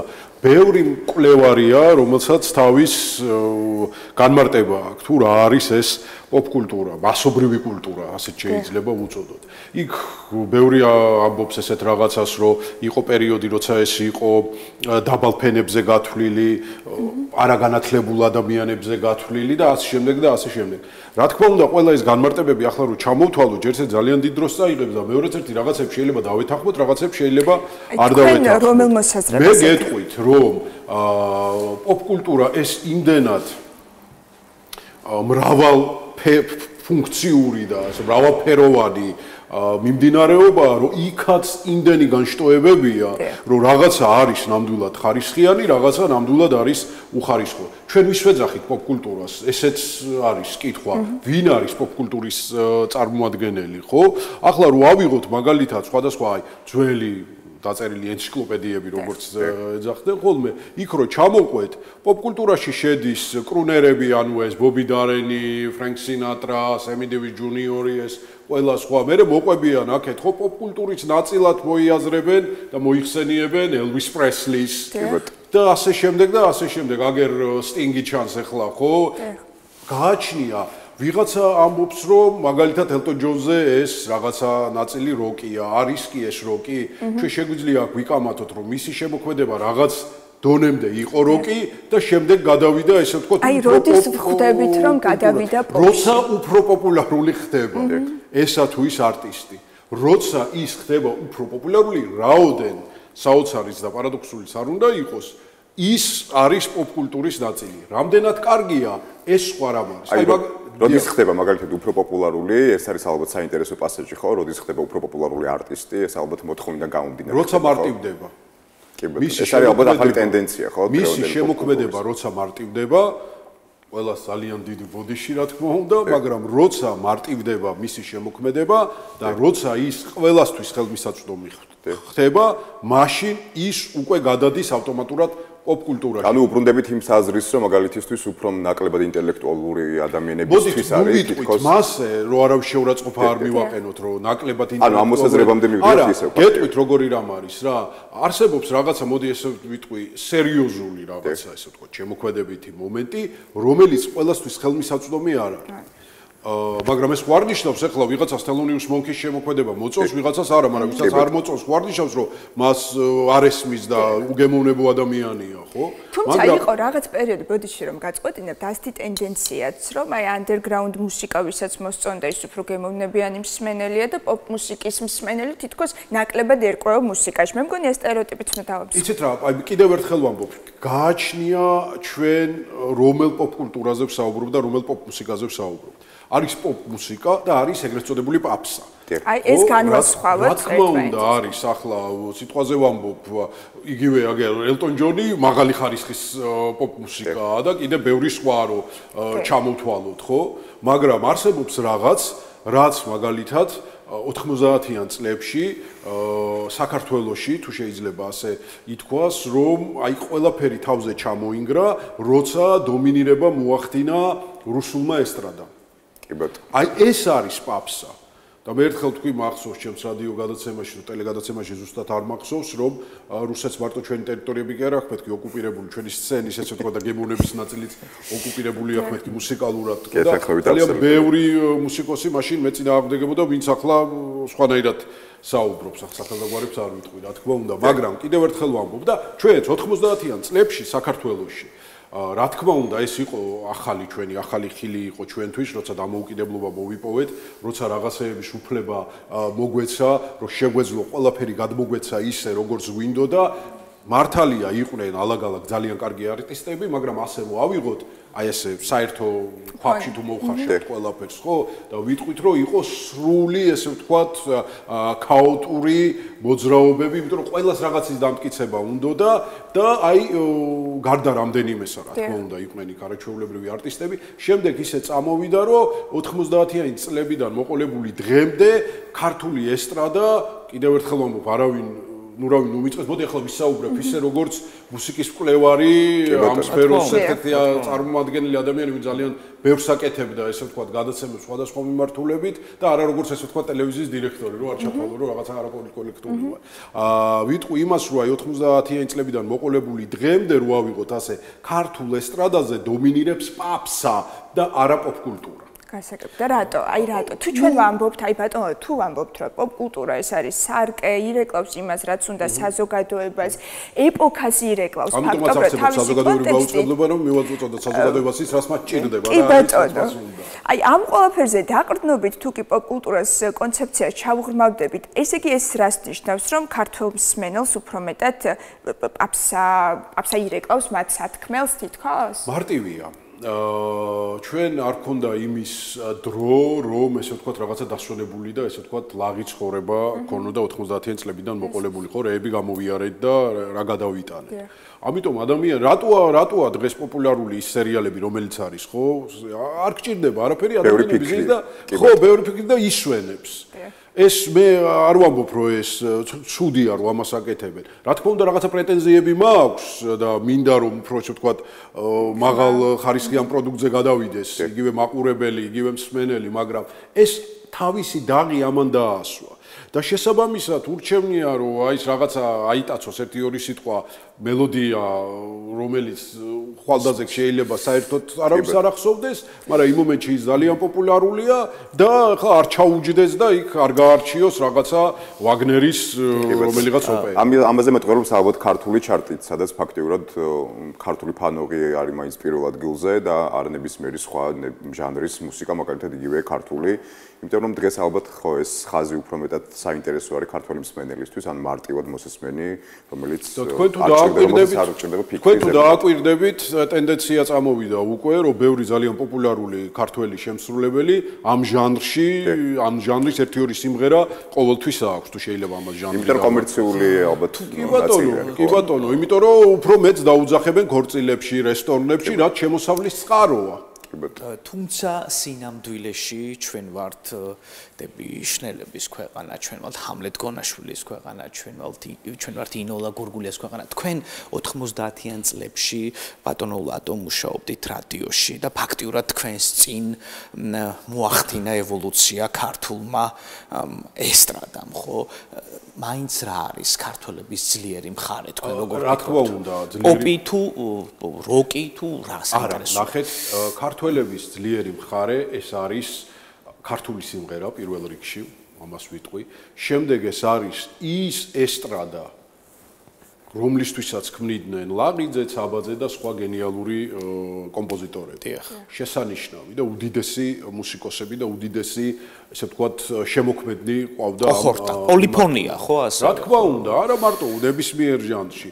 ელემენტარული მარტივი სიმღერა, რომელიც იმ დროს არის შექმნილი, რატო იცით? იმიტომ რომ ადამიანმა იცოდა მუსიკა როგორ დაეწერა. აი ეს არის ყველაზე მნიშვნელოვანი. დღეს რა ხდება? აი შევხედოთ დღევანდელ სიტუაციას, ხო? აბსოლუტურად ყველა შემსრულებელი მიდის და იქექება იმ ძველ რეპერტუარში. იმიტომ რომ ვეღარ წერენ, აღარ იწერება. ბოლოს რომელი იყო, არ ვიცი, მე არ მახსენდება თუ რამის გაიხსენებ. ახალი სიმღერა ხო, რომელიც არა, ყველა მიდის ისე ვიწყებენ, მაგრამ აქ მეორე სირთულეს ვაწყდებით. აქ ვაწყდებით იმას თუ როგორ არის ეს გაკეთებული. იმიტომ რომ ამასაც ნიჭი უნდა, გარდა შეხედულებისა, გარდა ხმისა, გარდა სმენისა, არანჟირება ეს მთელი ხელოვნებაა. მე შემიძლია მაგალითი მოგიყვანოთ, აი მაგალითად, აი თქვენ უნიკალური თაობა ახსენეთ, იყო ასეთი, თქვენ ახალგაზრდები ხართ, შეიძლება არ გახსოვდეთ, მაგრამ შეიძლება იცოდეთ ჩვენმა მსმენელმა, მაყურებელმა, იყო უდიდესი შემსრულებელი, ჩემი აზრით, იყო ასეთი ცინოკი დადიანი, რომელიც იყო სრულიად გენიალურად აი ის ქალაქური სიმღერა, ქალაქურსაც ვერ უფრო თბილისური ხანგებზე მომღერალი, თან ის არ იყო პროფესიონალი მომღერალი, ექიმი იყო ეს ქალბატონი. მე მას ქართულ ბილი ჰოლიდეის ვეძახი, იმიტომ რომ ბლუზ მღეროდა, ანუ ჟანრობრივად კი არა, ყვებოდა ამბავს, ისე როგორც აი ბლუზ შემსრულებლები და აი სრულიად უნიკალური კომპოზიცია მაგნოლია, რომელიც ის არის ესე ვთქვათ პიონერი და შემსრულებელი ამ კომპოზიციისა. დღეს რაც ამ კომპოზიციას უქნეს სხვადასხვა ადამიანებმა და მუსიკოსებმა, მე ვთვლი რომ ეს არის კაცობრიობის წინაშე დანაშაული. ვანდალიზმი. ეს არის ვანდალიზმი, მუსიკის ვანდალიზმი, რა ჩარჩოშიც ის მოაქციეს. ეს კიდე სხვა ხელოვნება, აი პოპ კულტურა რაღაც დონეზე კარგი ის არის რომ რაღაცას არ გავიწყებს და რაღაცას გახსენებს იმ გენიალურს რაც იყო, მაგრამ როგორ არის გაკეთებული, ამას ძალიან დიდი მნიშვნელობაა. შეიძლება საერთოდ თქვათ რომ უკაცრავად კიდე ერთხელ ვწყვეტილებ, მაგრამ შეიძლება ითქვას რომ საერთოდ რომ არ გაჟღერდეს ჯობია. კი ბატონო. და თუ მოგვინდა ძველი არის რაღაც ქართულ მუსიკაში როგორი ფასიც აქვს ფეხის ყავს, რა თქმა უნდა, უკაცრავად. დამტკივნეულ თემას შევეხედეს, ასე ამონო იქნება თუ უფრო მეტად გავშლით ეს საავტორო მუსიკის დაწერა დეფიციტად იქცა ძირითადად მღერიან ეს გადამღერება ეგრეთ წოდებულ ქოვერებს მღერიან. არ ვიცი ეს ერთგვარ გარანტიას აძლევს მუსიკოს რომ მომისმენენ და ვერ ისკავს რომ თავისი შექმნას, რატომ არ ქმნიან? ვერ ქმნიან. არ ქმნიან არა, ვერ ქმნიან, თორე არის ახლა დარწმუნებული ვარ არიან ახალგაზრდა კომპოზიტორები ანის, რომლებიც წერენ, მაგრამ ალბათ არ არის ეს იმ დონის, რომ ან იმღერებ და მეორე დღეს არავის აღარ ახსოვს. აი ეს რისკია ალბათ ამ რისკს. რა თქმა უნდა და ისევ მიდიან ძველ რეპერტუართან, მაგრამ კიდევ ერთხელ ვამბობ, როგორ გააკეთა, ახლა ქავერით გახდა პოპულარული ჯოგოგერი. დე რომ გამოვიდა ბიტლების სრულიად უნიკალური კომპოზიცია იმღერა და ბიტლებზე უფრო მეტი პოპულარობად იმ ბიტლებს არ მოუპოვებიათ ამ სიმღერაზე ესეთი პოპულარული როგორც ჯოგოგერმა. მაგრამ როგორ ქონდა ეს გაკეთებული? აი როგორ ქონდა გაკეთებული ეს ძალიან მნიშვნელოვანია რომ ერთგვარი რაღაც გემოვნება ჩამოვიყალიბოთ მუსიკალური მიმართულებით. ბუნებრივად გემოვნება ძალიან სუბიექტური საკითხია და ვისთვის რა არის და აბსოლუტურად ყველას აქვს უფლება რომ იმას უსმინოს რასაც უსმენს. გასაკვირველია ეს ყველას უფლება. ჩვენ ვართ აი სოციალური ქსელებით გარემოცული, განსაკუთრებით TikTok-ი არის ამ მიმართულებით ავანგარდში, გვთავაზობს რაღაც მუსიკალურ კომპოზიციებს, რომელიც ძალიან ხშირად გვესმის. აი რა დამოკიდებულება გაქვთ ამასთან მიმართებაში, როცა ტრენდული ხდება მუსიკა, რომელიც არანაირ კონტექსტში და გემოვნების კრიტერიუმში თითქოს არ ჩდება, მაგრამ მაინც მოთხოვნადია. შეუძლიათ თუ ამას დეგრადირება მოახდინოს ყურის? შეუძლია არა ახდენს. იმიტომ რომ ჩვენი ტვინი რაღაცა ღრუბელივით არის, აი ესე იწოვს ყველანაირ ინფორმაციას როგორც ბავშვის რა. და რაც მეტჯერ რაღაცა ხდება და რაც ყოველ წამს აი ესე ვთქვა წერტილოვან დარტყმებს გიკეთებს ის რომელიღაცა ჰემისფეროზე ტვინში, ხო?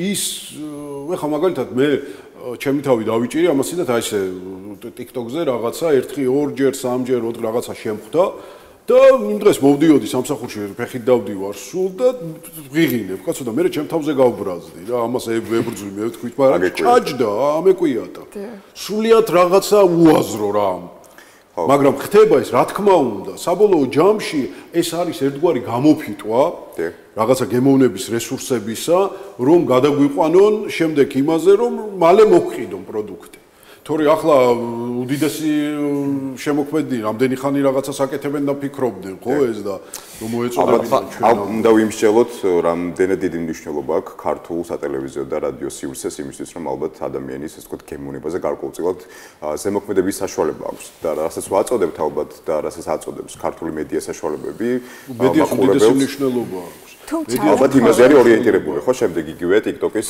რეალობიდან გამომდინარე. აი ნებისმიერ თემაზე როცა ვსაუბრობთ და პრობლემაზე მივდივართ განათლების სისტემასთან. აი მივდივართ იმ საფუძვლებთან, რომელსაც გვაძლევს სკოლა და სადღაც იქ არის შეცდომები დაშვებული. ხშირ შემთხვევაში ასე არის.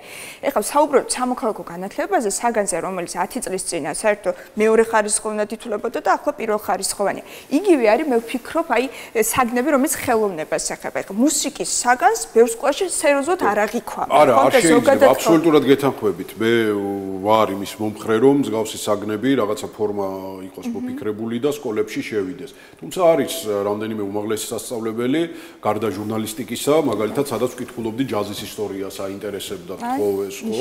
ასევე მსოფლიო ხელოვნების შედევრებს და ასე შემდეგ და ასე შემდეგ.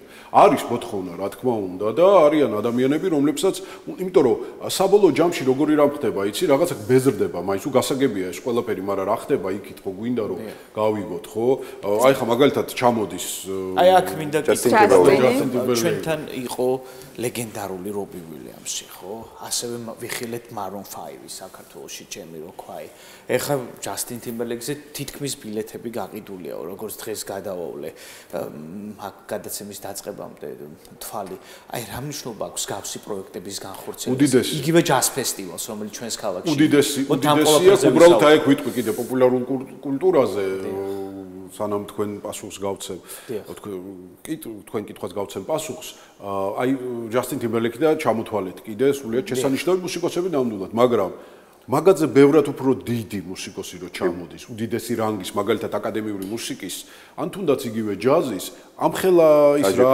აჟიოტაჟი არ არის არ არის ამხელა აჟიოტაჟი საერთოდ არ არის რო ავიღოთ ესე ვთქვათ რანგირება იმის უფრო დიდია მაგრამ არავის არ აინტერესებს ის და გინდა რომ რაც შეიძლება მეტი გააპიარო რომ ვიღაცამდე მივიდეს და იმიტომ რომ ხანდახან ასეთ რამეს ვამბობ რომ ვისაც მსგავსი მუსიკა მოწონს აი ესეთი აკადემიური მუსიკა და ვინმე დიდი რო ჩამოდი და იმას როგორც წესი ხოლმე ყოველთვის ბილეთის ფულზე ანუ ესე გამოდის ესე რომ ისევ ხაროთ ხო და კომპანიები არჩევანს აკეთებენ მაინც კომერციულ წარმატებაზე და სთავაზობს ქართულ მაყურებელს არა არის არაჩვეულებრივი ფესტივალები ხო არის კლასიკური მუსიკის ჯაზ ფესტივალები ჩამოდიან მაგრამ ამხელა აჟიოტაჟი არ არის მაგას ვამბობ თორე ქვეყნისთვის ძალიან დიდი მნიშვნელობა აქვს გავს არტისტების გამოჩენას, იმიტომ რომ ეს ერთგვარი ეპიცენტრი ხდება, ამას მოყვება ტურისტები, ან ბევრი შეგვიძლია განვიხილოთ, რაც რა თქმა უნდა მნიშვნელოვანს ქმნის ჩვენს ქვეყანას ან კონკრეტულ რეგიონს, სადაც თქვათ რამე მსგავსი ტარდება. რა თქმა უნდა ძალიან მნიშვნელოვანია. აი, რეცით რა მინდა გკითხოთ პოპკულტურის ძალას შევეხოთ ამ შემთხვევაში პოზიტიური მიმართულებით, შეუძლია თუ არა მოახდინოს ძალიან რადიკალური ცვლილება საზოგადოებაში. ახლა მაგალითად, მადონას ფენომენი, ქალი დამოუკიდებელი თავისუფალი ეს რაღაცა სექსუალური სხეულის დემონსტრირება, ესე თამამად ერთ-ერთი ინოვატორი იყო და ავანგარდისტი იყო, ხო, ამ მიმართულებით და კი ბატონო, აი, აქვთ ეს ძალა რეალურად პოპ-არტისტებს, რომ ცნობიერებაზე იქონიონ გავლენა და ის სათქმელი გააჟღერონ, რაც აწუხებს რიგით ადამიანს ესე ფართო მასშტაბით. რა თქმა უნდა, იმიტომ რომ ის ხდება ერთგვარი კუმირი ვიღაცისთვის და მისი სიტყვა მისთვის კანონია შეიძლება ასე ითქვას. მე მახსენდება ერთი ამბავი, ოღონდ წლებს ვერ გეტყვით და აი პასუხობს ამ თემას ყველაფერს. ინდოეთში რაღაცა იმ პანდემიამდე იყო, ის პანდემია რაც ჩვენ დაგვიმართა ძალიან ადრინდელ ამბავს გიყვებით და ნუ აცრები გახდა საჭირო. მოკლედ რა ღონისძიება არ ჩაატარა სახელმწიფომ, ვინ არ თხოვა? არაფერმა არ უშველა. და ბოლოს მივიდნენ ერთ-ერთ უდიდეს ჰოლივუდის მსახიობთან, რომელიც მათი ესე ვთქვათ, მერთია, შეიძლება ითქვას კუმირიც აღარ არის და თხოვეს რომ გვიშველეო. და მისმა ერთმა სიტყვამ, არ ვიცი რამხელა ინდოეთი და ის მთელი ინდოეთი მივიდა და რა თქმა უნდა არის ეს რატოა რომ საარჩევნო კამპანიებში პოლიტიკოსები იყენებენ ესეთ ადამიანებს მთელი მსოფლიოს მასშტაბით. ფაქტიურად ამერიკის არჩევნები გადაწყვიტა იმან თუ ვის დაუჭერდა მხარს ტეილორ სვიფტი, ხო, დღევანდელი გოგონა მომღერალი. ფაქტიურად კაცის ვერ ვიქნებით 8% იყო, მაგრამ იცით რა მინდა კითხოთ ბატონო ლადო, მაგალითად მე მილენალი ვარ, 90-იანების შვილი ვარ და ჩემს თინეიჯერობის ასაკში ესეთი კითხვა მქონდა ერთმანეთს. რას უსმენ და პასუხის მიხედვით წარმოდგენა გვექნებოდა ხოლმე ამ თუ იმ ადამიანზე. ეს დღესაც ასეა, თქვენ როგორ ვფიქრობთ? იცით რა არის?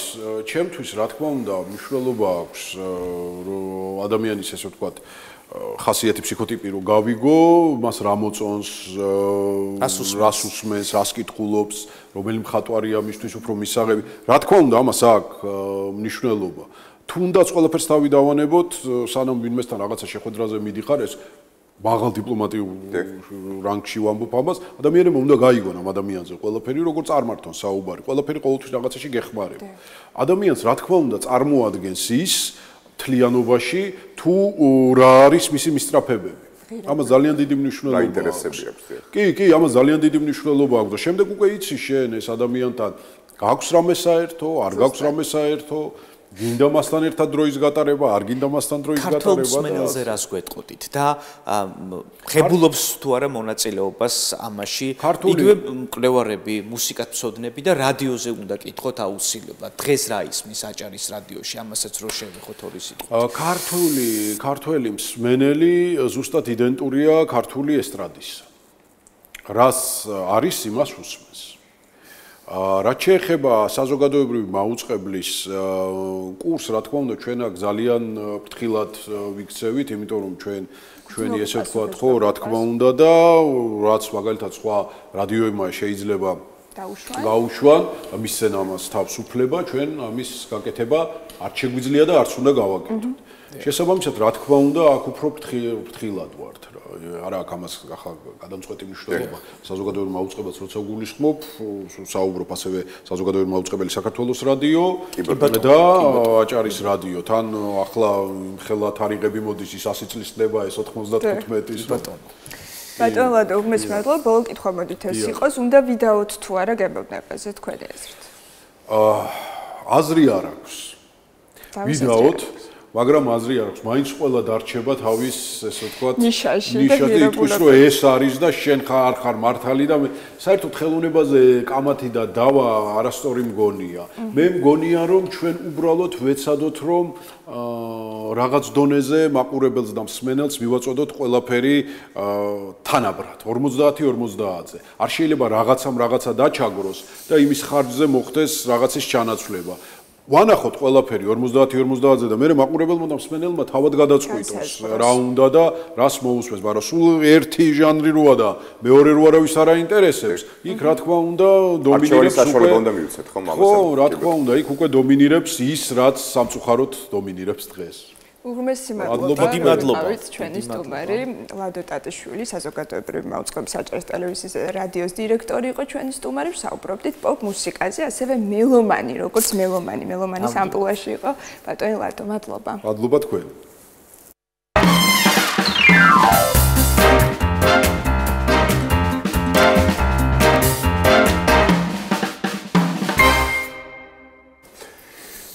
და უკვე პრინციპში შეგვიძლია ვისაუბროთ იმ კონკრეტულ ღონისძიებაზე, რომელზეც ჩვენ წინა სტუმართანაც ვისაუბრეთ, პრინციპში ვახსენეთ ჯასტინ ტიმბერლეიკი, რომელსაც 11 არცნაკლები 10 გრემი აქვს და გარდა ამისა უამრავი სხვა წარმატება, რამდენიმე მილიონი გაყიდული ასლი, სხვადასხვა ეგზემპლარი, მოკლედ და საბოლოო ჯამში ის ფორმირდა როგორც ერთ-ერთ ყველაზე მოთხოვნად და წარმატებულ არტისტად შოუ ბიზნესში. 23 ივლისი გახლავთ ის თარიღი, როდესაც ის სარინგ ჯორჯიას ფარგლებში შეწყვეტა საქართველოს ბლექსი არენაზე გაიმართება, ესე ვთქვათ, ღონისძიება და უფრო მეტ დეტალს შევიტყობთ ჩვენი მომდევნო სტუმარიდან. ეს გახლავთ გასრავად, ესე იგი ციცი იაშვილი სარინგ ჯორჯიას პროექტის მენეჯერი, რომელიც მესენჯერ ჩართვით გახლავთ ჩვენთან. მოგესალმებით. გამარჯობათ. კაპიტალისტის მოკლედ თავდანო დავიწყოთ პირველად როდესაც ბლექსის ივენთების სერია დაიწყო რამდენიმე წლის უკანონე წავიდეთ მე მახსოვს მაშინ ესეთი არჩეულებრივი ინიციატივა არსებობდა რომ ქართულ მაყურებელს თუ მსმენელს შეეძლო კონკრეტული მისი ინიციატივით არჩევანი გაეკეთებინა რამდენიმე არტისტი იყო ჩამოთვლილი მათ შორის იყო ქრისტინა აგილერაზე საუბარი მობი ასევე რობი უილიამსი ასე შემდეგ და ასე შემდეგ და ქართულმა მაყურებელმა თუ მსმენელმა არჩევანი მაინც გააკეთა შედარებით უფრო მეტად პოპულარულ არტისტზე და რა მაგალითად მობიზე რომელსაც იმ წელს ბოლო ტურნე ჰქონდა საერთოდ ამ შემთხვევაში პირველი კითხვა რაც მაინტერესებს საინტერესოა რის საფუძველზე შეირჩა კონკრეტულად ჯასტინ ტიმბერლეიკი რატომ და რა უძღოდა მოკლედ აი ამ მოლაპარაკებებს წინ გასაგებია. მადლობა პირველ რიგში ჩართვისთვის, რომ მაქვს შესაძლებლობა ჩვენი პროექტის შესახებ ვისაუბრო. პირველ რიგში თქვენ კითხვას ვერ გამოვეხმიანები, იმიტომ რომ ეს გამოკითხვა, როდესაც ჩატარდა, მე მაშინ არ ვიყავი იმ გუნდის წევრი, რომელსაც ბლექსი არენა ჰქვია, თუმცა ჩემი გამოცდილებით შემიძლია ვთქვა, რომ მსგავსი ტიპის გამოკითხვები არ მგონია სწორი. არ მგონია სწორი ორი კონკრეტული მიზეზის გამო, იმიტომ რომ ერთი არის ჩვენი სურვილები და მეორე არის შესაძლებლობები და როდესაც საუბარი არის მეგავარსკვლავზე, ხშირ შემთხვევაში მხოლოდ ჩვენ სურვილზე და მაყურებლის არჩევანზე არ არის დამოკიდებული, იმიტომ რომ აქ ბევრი სხვა ფაქტორი არის მნიშვნელოვანი. ამ შემთხვევაში რა ტურია, ჩვენ ქვეყანასთან ახლოს არის თუ არ არის, არის ჩვენი ქვეყნი დაინტერესებული თუ არ არის, აინტერესებს თუ არა ახალი ქვეყნის აღმოჩენა და ასე შემდეგ, ასე შემდეგ. მეორე ისედაც მგონია რომ არ არის სწორი მსგავსი ტიპის გამოკითხვები, იმიტომ რომ ჩვენ თუ მიზნად დავისახეთ რომ რაღაცა კულტურული სფერო და ის ინდუსტრია, რომელსაც გასართობი ინდუსტრია ქვია, უნდა განვავითაროთ, ეგ ნიშნავს იმას, რომ სოფლიო ტენდენციებს უნდა აუწყო ფეხი და რაც სოფლიოში ხდება მეტნაკლებად უნდა ეცადო რომ დაეციო შესაბამისად ამ ყველაფრიდან გამომდინარე შენ ქართველი მსმენელიც უნდა განავითარო და უბიძგო რომ ამ თანამედროვეობის პულზე ეწიროს ხელი შესაბამისად შენ თუ მოbrunდები და მხოლოდ სურვილებზე იქნები დამოკიდებული, არ მგონია რომ ისეთივე წარმატებით შეიძლებოდეს ამ თქვენ ანუ ამბობთ იმას რომ აპრიორი ნებისმიერ შემთხვევაში, როდესაც საუბარია მეგავარსკვლავზე, ნებისმიერ შემთხვევაში ქართველი მსმენელი იმას მოусმენს, რასაც შესთავაზებთ, ანუ ამის თქმა გინდათ. ეხლა ნახეთ როგორი ამბავია. ხშირ შემთხვევაში ქართველი მსმენელიც აყოლილი არის იმ ტრენდებს, რაც სოფლიოში ხდება.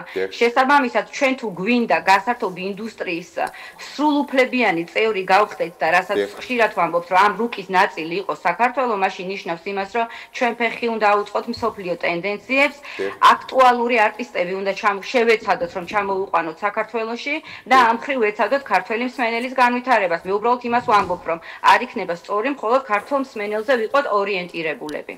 მეორე, თუ როგორ ხდება შერჩევა, ესეც ცოტა რთული კითხვა არის, იმიტომ რომ სამწუხაროდ საქართველოში არ ვართ განებივრებულები, არც მუსიკალური გადაცემებით, არც პლატფორმებით, ანუ არ არსებობს შესაძლებლობები, რომ კარგად აიწონოს და კარგად დაითვალოს, რომელი არტისტი გაიყიდება და რომელი არტისტი არ გაიყიდება. აქვე ვიტყვი იმას, რომ როდესაც დამწყები ქვეყანა ხარ და პირველად გავა ამ ინდუსტრიაში ფეხს, აქ შენ სურვილზე ბევრი რამე არ არის დამოკიდებული. პირიქით, უნდა ეცადო, რომ ჯერ რაღაც გარკვეული რეპუტაცია დააგროვო, გარკვეული სახელი მოიპოვო და მერე ალბათ იქნება შესაძლებელი, რომ რაღაც გააკეთო. თუმცა პრინციპში ეს რეპუტაცია ბლექსიანებს უკვე აქვს, ვინაიდან ისეთ ვარსკვლავებს მოусმინეთ ბლექსიზე და ისეთი არტისტები ჩამოვიყვანეთ, რომლებიც გარკვეულწილად ამინც ქმნიდნენ გარკვეულ პერიოდში, დღეს თუ არა. იგივენაირად ალბათ ჯასტინ ტიმბერლეიკი, რომელიც დღეს ერთ-ერთი ყველაზე პოპულარული არტისტია, ხო? მოდით აქ პატარა შესწორება შევიდა და პირველ რიგში ვიტყვი, რომ ჯასტინ ტიმბერლეიკის კონცერტი არ იმართება ბლექსი არენაზე და იმართება დინამო არენაზე. რა თქმა კი ბატონო, იმიტომ რომ ეს რადიკალურად განსხვავებული ამბავი არის. რაც უფრო დიდ არტისტს ეკონტაქტები, ამ დიდ არტისტს უფრო დიდი სურვილები აქვს. შესაბამისად, რაც უფრო დიდი არტისტი, მისი სურვილი, ანუ სურვილების სიის ერთ-ერთი ნაწილი არის დამწრეთა რაოდენობა. შესაბამისად, დიდ არტისტს ბლექსი არენაზე ვერ ჩამოიყვან, რადგან ბლექსი არენა არის 10,000 კაციანი დარბაზი და ისეთი მეგასტარები, ანუ A კლასის კატეგორიის არტისტები, როგორიც მაგალითად ჯასტინ ტიმბერლეიკი არის, მას სტადიონი შეუჭირდება, იმიტომ რომ 10,000-იანი დარბაზი პატარა არის. გეთანხმებით, რომ არსებობის მანძილზე ბლექსი არენას ბევრი მნიშვნელოვანი არტისტისთვის უმასპინძლია და ბევრი წარმატებული პროექტი შეგვისრულებია, მაგრამ ეს არის, რა თქმა უნდა, ქვეყნის პორტფოლიო და ბლექსი არენის პორტფოლიო, მაგრამ იმას, რასაც გასართობი ინდუსტრია ქვია, იმას კონკრეტულად, რასაც სტადიონი შეუქვია, რომელიც ბიზგი არის ტურიზმისთვის, ამას აბსოლუტურად სხვა გამოცდილება ჭირდება და ეს სხვა პორტფოლიოს გულისხმობს. სწორედ ამას გულისხმობდი მე. რა არის საინტერესო, ეს აბსოლუტურად გასაგებია, რომ ჯასტინ ტიმბერლეიკის მსგავსი ვარსკვლავის ჩამოსვლა ჩვენს ქვეყანას მეტად პოპულარულს გახდის, ტურისტების რაოდენობა გაიზრდება, ეს არაჩვეულებრივია. საინტერესოა ეს მეორე მხარე. თავად ჯასტინთან თუ გაქვთ კომუნიკაცია, საერთოდ იცოდა თუ არა ჩვენი ქვეყნის არსებობის შესახებ, რა იცოდა ჩვენი კულტურის შესახებ და თავად თუ მიდიან ეს ვარსკვლავები ისე მონუსხულები, რომ იქ გვიწევენ ზუსტად თავიანთ ქვეყანაში და სამეგობროში პოპულარიზაციას. ძალიან გამიხარდებოდა, რომ უფრო კარგად შემეძლო სამ კითხვაზე პასუხის გაცემა, მაგრამ ვერა. როდესაც მე გავარსკვლავზე მიდის მუშაობა, შენი პირდაპირ კომუნიკაცია არტისტთან არ გაქვს, იმიტომ რომ თითო არტისტის გუნდში მუშაობს ძალიან ბევრი ადამიანი და შესაბამისად მისი კონცერტის გეგმაც, როცა იგეგმება და როცა ჩამოდის კონცერტზე, თითო არტისტს ძალიან დიდი ჯგუფი მოყვება და ეს ძალიან დიდი ჯგუფი არის 100-150 ადამიანი და ზევით. შესაბამისად არტისტის როლი ამ შემთხვევაში არის კონკრეტული არტისტის როლი და არტისტის გარშემო არსებობს ბევრი მენეჯერის ცალკეული მიმართულებებით, არსებობს ტურ მენეჯერი, რომელმაც ტური უნდა დაალაგოს, არსებობს ტექნიკური მენეჯერი, რომელმაც ტექნიკური საკითხები უნდა დაალაგოს და ასე შემდეგ, ასე შემდეგ. ასე რომ არტისტთან პირდაპირ კომუნიკაცია არ გაქვს, არტისტს ყავს ამისთვის ბევრი მენეჯერი. ეხლა რაც შეეხება თვითონ უშუალოდ კომუნიკაციას, იმიტომ რომ როდესაც ვიწყებთ მუშაობას, ჩვენ ვეკონტაქტებით კონკრეტულ სააგენტოს, ვინც რომელიც სააგენტოს წარმომადგენელიც არის არტისტი.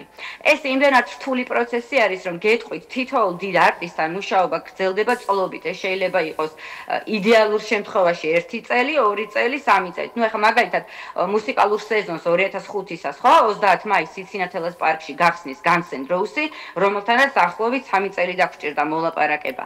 ასე რომ ამით იმის თქმა მინდა, რომ საკმაოდ რთული პროცესი არის და საკმაოდ დროში გაწელილი, იმიტომ რომ ძალიან ბევრი დეტალი არის ქვეყანაში როგორც ვერ გავიგე. ტურნეს ფარგლებში მოხდა ჯასტინ ტიმბერლეიკი ჩვენს ქვეყანაში საინტერესო არის კონკრეტულად უშუალოდ აი ამ ღონისძიების დეტალები გითხრათ, მათ შორის საჭიროება ბილეთების შეძენა და დაახლოებით ქრონომეტრაჟი რამდენი ექნება ის ვთქვათ ლაივს, რომელიც გველოდება 23 ივლისს, ხო როგორც გასაგებია, 23 ივლისს გველოდება დიდი ჯადოსნობა, იმიტომ რომ 2 საათის განმავლობაში მართლა სასწაული წარმოდგენის მომსწრეები გავხდებით, იმიტომ რომ ეს არის მართლა სრულიად სანახაობრივი შოუ, რომელიც ვოკალისთან ერთად გულისხმობს ქორეოგრაფიასაც და მართლა წარმოუდგენელი სანახაობა იქნება. რაც შეეხება ბილეთებს, დღეს დაიწყო ბილეთების გაყიდვა და ბილეთების ყიდვის შესაძლებლობა იყო დღეს 12 საათიდან შესაბამის პლატფორმებზე, მაგრამ აქვე სიხარულით მინდა აღვნიშნო ის, რომ სარინ ჯორჯიამ დღეს თავისი ისტორიის კიდევ ახალი ერთი ფურცელი დაწერა და მისივე დამყარებული რეკორდები კიდევ ერთხელ გაუმჯობესა. დღეს არის ის დღე, როდესაც ზუსტად 1 საათსა და 15 წუთში 50,000 კაციანი სივრცის ნახევარი გავყიდეთ. ანუ 50%, მაგრამ სანამ ახლა მე თქვენ გესაუბრებით, შემიძლია გითხრათ, რომ უკვე დაახლოებით 70%-ზე მეტია გაყიდული, ასე რომ რაღაც წამებია დარჩენილი. აი აქ ჩაგეკითხებით ბოლო კითხვით და დავასრულოთ ჩვენი საინტერესო დიალოგი. მისტერ თიმბერლეიკის საქართველოში ვიზიტი ეს გახლავთ 2025 წლის კულმინაცია თუ კიდევ მუშაობთ სხვა არტისტებთან საინტერესო? ეს კულმინაცია ჯასტინზე დიდი მითხარით შეიძლება იყოს. დიდი მადლობა. მადლობა თქვენ. რო გახდით, იყავით ჩვენი სტუმარი, გემშვიდობებით და რა ვიცი, ახაც კი მიმდინარეობს ჯასტინ თიმბერლეიკის ბილეთების ყიდვა მის პერფორმანსზე დასასრები და რა ვიცი, ვინც ხართ ამ შესანიშნავი პლასტიკის და ხმის ტემბრის მქონე მუსიკოსის თაყვანისმცემელი შეგიძლიათ მოხვდეთ Black-Sea არენაზე. გადავიდეთ შემდეგ თემაზე, ძალიან საინტერესოზე და აზარტულზე. პრინციპში Fort Boyard-ის და კიდევ ერთ-ერთი ინდიანა ჯონსის ეს ვთქვათ სინთეზი არის, კიდევ ერთი ახალი ქართული პროექტი, რომელსაც პეტრას განძი ჰქვია და არაერთი საინტერესო სტუმარი ყოლია პრინციპში მათ შორის წინა ეს ვთქვათ თამაშის გამარჯვებულები.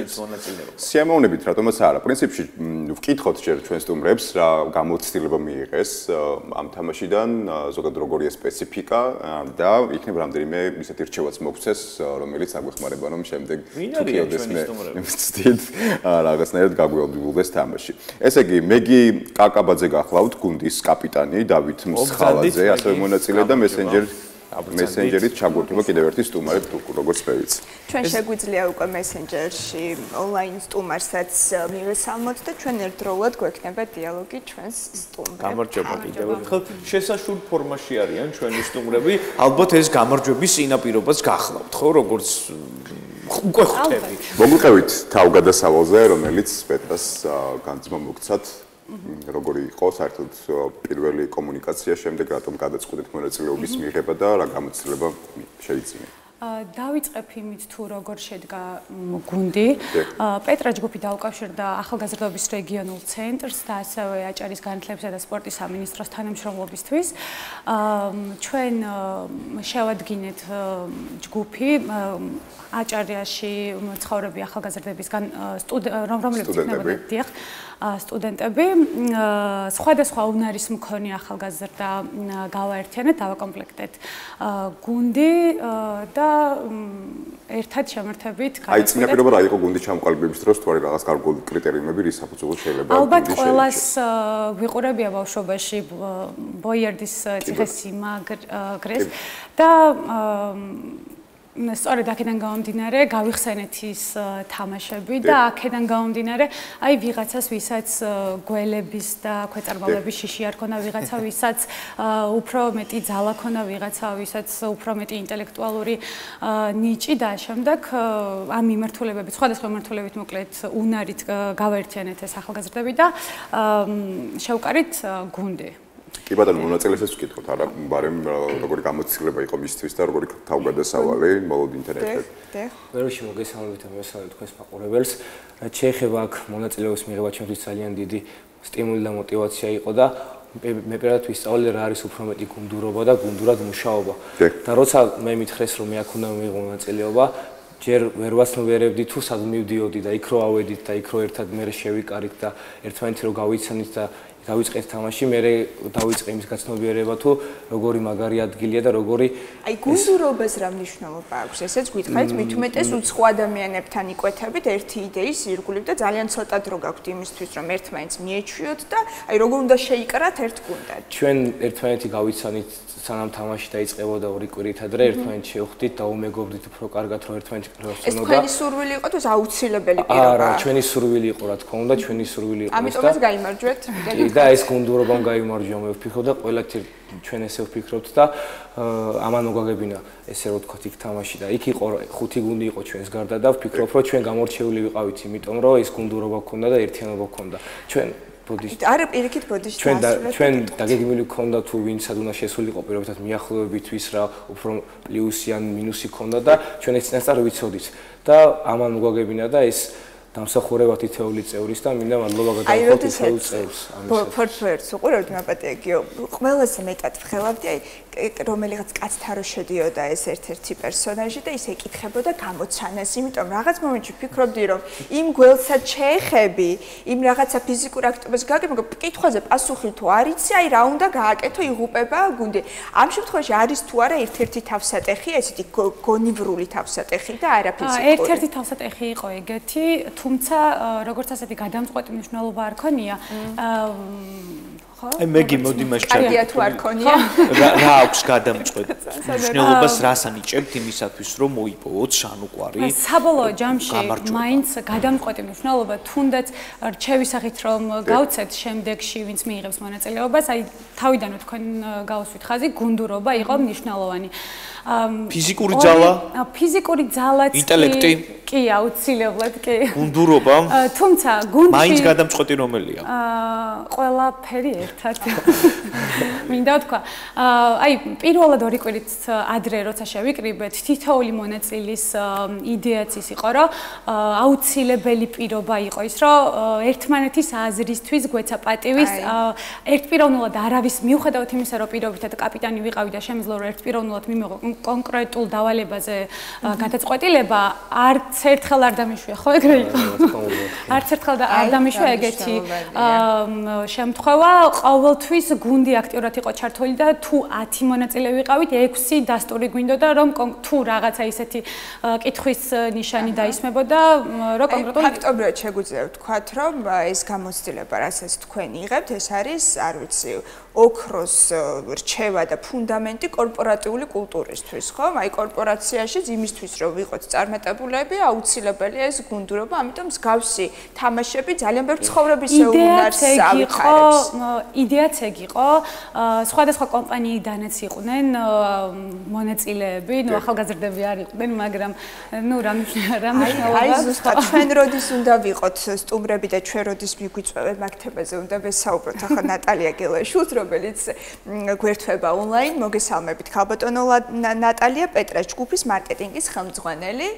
მოგესალმებით. ნატალია, გაგვიზიარეთ ზოგადად როგორ ჩაიარა, როგორ შეაფასებდით ამ სეზონს, რა პროგრესი იგრძნობოდა წინა სეზონთან მიმართებაში, როგორია სამომავლო გეგმები? და ჩვენს გვინდა თქვენთან სტუმრობა, ამასაც კიდევ ერთხელ გეტყვით. მოგესალმებით კიდევ ერთხელ, მადლობა მოწვევისთვის. მიხარია რომ კიდევ ერთხელ ხედავ ახლა უკვე ჩვენ მეგობრებს, მონაწილეებს, რომლებმაც შეძლეს და გაიმარჯვეს და გახდნენ საუკეთესოები არაერთ გუნდ შორის. რაც შეეხება ზოგადად თამაშს და მის სტრუქტურასა და კონცეფციას, ჩვენი კომპანიით, მოკლედ, პირველად ჩავერთეთ ამ თამაში როგორც ორგანიზატორები და ჩვენთვის ეს აღმოჩნდა აბსოლუტურად წარმოუდგენელი გამოცდილება. იმიტომ რომ ყველა ჩვენი გუნდის წევრი, რომელიც ამის ორგანიზებაში ჩართული იყო, რაღაც ბავშვობიდან ვხედავდით Fort Boyard-ს უყურებდით, როგორც თქვენ ახსენეთ და ნერვიულობდით, ვფიქრობდით, როგორ გადავლახავდით იმ კონკრეტულ დაბრკოლებებს, რომლებიც ახლა უკვე რეალობაში გაცოცხლდა და ჩვენი თვალით ვნახეთ ჩვენმა მეგობრებმა, მოწვეულმა სტუმრებმა, როგორ გადაალახეს ის დაბრკოლებები, რომლებიც ჩვენი ყველას ბავშვობის, თინეიჯერობის ნაწილი იყო. რაც შემიძლია ვთქვა არის ის, რომ ფანტასტიკურად ითამაშა ყველა გუნდმა და მოსამზადებელ სამუშაოებში წინა ღამით, როდესაც ჩვენ აი რიტუალზე შევიკრიბეთ და შემდეგ უკვე შინაურულად დავსხედით და ვისაუბრეთ გუნდებთან, რას აპირებდნენ მომდევნო დღეს, როგორი იყო მათი განწყობა, ეს იყო სრულიად წარმოუდგენელი ერთობა თითოეულ გუნდში, როგორ გეგმავდნენ, როგორ ნერვიულობდნენ, სიმართლე ვგითხრათ, ჩვენ ვღელავდით, როგორ შეთამაშდებოდნენ გუნდებში ერთმანეთთან ადამიანები, რომლებთა უმრავლესობაც არ არიცნობდა ერთმანეთს, სანამ ჩვენ შევკრებდით მათ და ეს იყო აი სრულიად წარმოუდგენელი გამოცდილება, როგორ გაერთიანდნენ ერთი იდეის გარშემო ადამიანები და გონია რომ კორპორაციაში ზუსტად კი აი ეს არის ყველაზე მნიშვნელოვანი თქვენ თქმის არ იყოს, რომ შეეძლოთ ადამიანებს, რომლებსაც შეიძლება წლების სულაც არ აკავშირებდეთ ერთმანეთთან, ერთი საქმის გარშემო გაერთიანება. განსაკუთრებით მნიშვნელოვანი იყო კორპორაციული სოციალური პასუხისმგებლობის ფარგლებში სტუდენტების ჩართვა, რომლებსაც ყველანი ძალიან გულშემატკივრობდით და სახეზეა მათი გუნდურობაც და მათი თავდადებაც, ასე ვთქვათ, ამ თამაშის მიმართ და გახდნენ ისინი გამარჯვებულები და სწორედ ყველა მოთამაშე, მათ შორის სხვა შორის კონკურენტი გუნდებიდანაც იძახდნენ, რომ ყველას გამარჯვება, ყველას მოგება, ყველა ჩვენი კონკურენცია გვეწყინებოდა მათ გარდა, იმიტომ რომ ისინი იყვნენ ნამდვილად ფავორიტები, ახალგაზრდა ადამიანები, რომლებმაც უნაკლოდ დაგეგმეს მთელი თამაშის მსვლელობა და დადეს კიდე შესაბამისი შედეგი. ფაქტია, რომ საკმაოდ დიდი სპორტული ინტერესი არსებობს და ალბათ სურვილს, ვინც ახლა მეთ თქვენ გაუჩნდებოდა ერთ-ერთი მთავარი კითხვა ამ სპორტული შეჯიბრებების დროს თუ არის გათვალისწინებული უსაფრთხოების ზომები და ნორმები ისე რომ მაგალითად არ გქონდეს ვთქვათ რაიმე რისკი მას თამაშის დროს. უნებრივია, რა თქმა უნდა, ეს იყო პირველი კითხვა, რომელიც ჩვენ როგორც კომპანიამ დავსვით, სანამ ჩავერთვებოდით ამ პროცესში, მიუხედავად იმისა, რომ ნანახი გქონდა ვიდეოები და ფაქტობრივად დარწმუნებულები ვიყავით ამ თამაშის უსაფრთხოებაში, ჩვენ საათების განმავლობაში ვისმენდით საორგანიზაციო ჯგუფისგან ყველა იმ სტანდარტს, რომელსაც ისინი იცავენ და ითვალისწინებენ ამ წლების განმავლობაში, ყველა ტურნირზე 100% დაცული იყო უსაფრთხოების სტანდარტები. ჩვენ თვითონაც იქ ვიყავით ამ ყველაფრის მონიტორინგს უწევდით და შეზღუდვა იყო მათ შორის ასაკობრივი და ბევრი სხვა შეზღუდვა, რომელსაც უნდა აკმაყოფილებდეს მოთამაშე, იმისთვის რომ რა თქმა უნდა არ დაირღვეს უსაფრთხოების წესები. თქვენც როცა გეკურებით, აგიხსნით აუცილებლად. კი ბატონო, საფინალო თამაში თუ იგეგმება, რომელიც მაგალითად იქნებოდა წლის შემაჯამებელი და თუ არსებობს მსგავსი, ასე ვთქვათ, წინასწარ. ზოგადად ყველა ტურნირს, რაც აქამდე ჩატარებულა პეტრასგანძის ფარგლებში, ჰქონდა შესაბამისი შლეიფი გაგრძელება, ასე ვთქვათ, რომელიც შემდეგ კიდევ ერთხელ კრებს გუნდებს და აჯიბრებს ერთმანეთს და კიდევ უფრო აღუევს ამ სპორტულ ინტერესს. შესაბამისად, არც ეს ტურნირი დიდი იმედი მაქვს და გვაქვს, რომ არ იქნება გამონაკლისი და ექნება ამასაც აუცილებლად გაგრძელება, რომლის დეტალებზეც მე უკვე როცა დაიგეგმება, უფრო ფართოდ ვისაუბრებთ. კი ბატონო, ძალიან დიდი მადლობა, რომ ვიყავით ჩვენთან ერთად. მადლობა თქვენ სტუმრებს, გაგვიზიარეს თავიანთი ისტორია, გამარჯვების წარმატების ისტორია. ვემშვიდობებით ჩვენს მაყურებელს ხვალამდე და წარმატებებს ვუსურვებთ ჩვენ სტუმრებსაც და მაყურებლებსაც ცხოვრებისეული დაბრკოლებების გადალახვაში, ხო ეს როგორც ფორტ ბოიარდის შემთხვევაში ხდება, გემშვიდობებით. დროებით.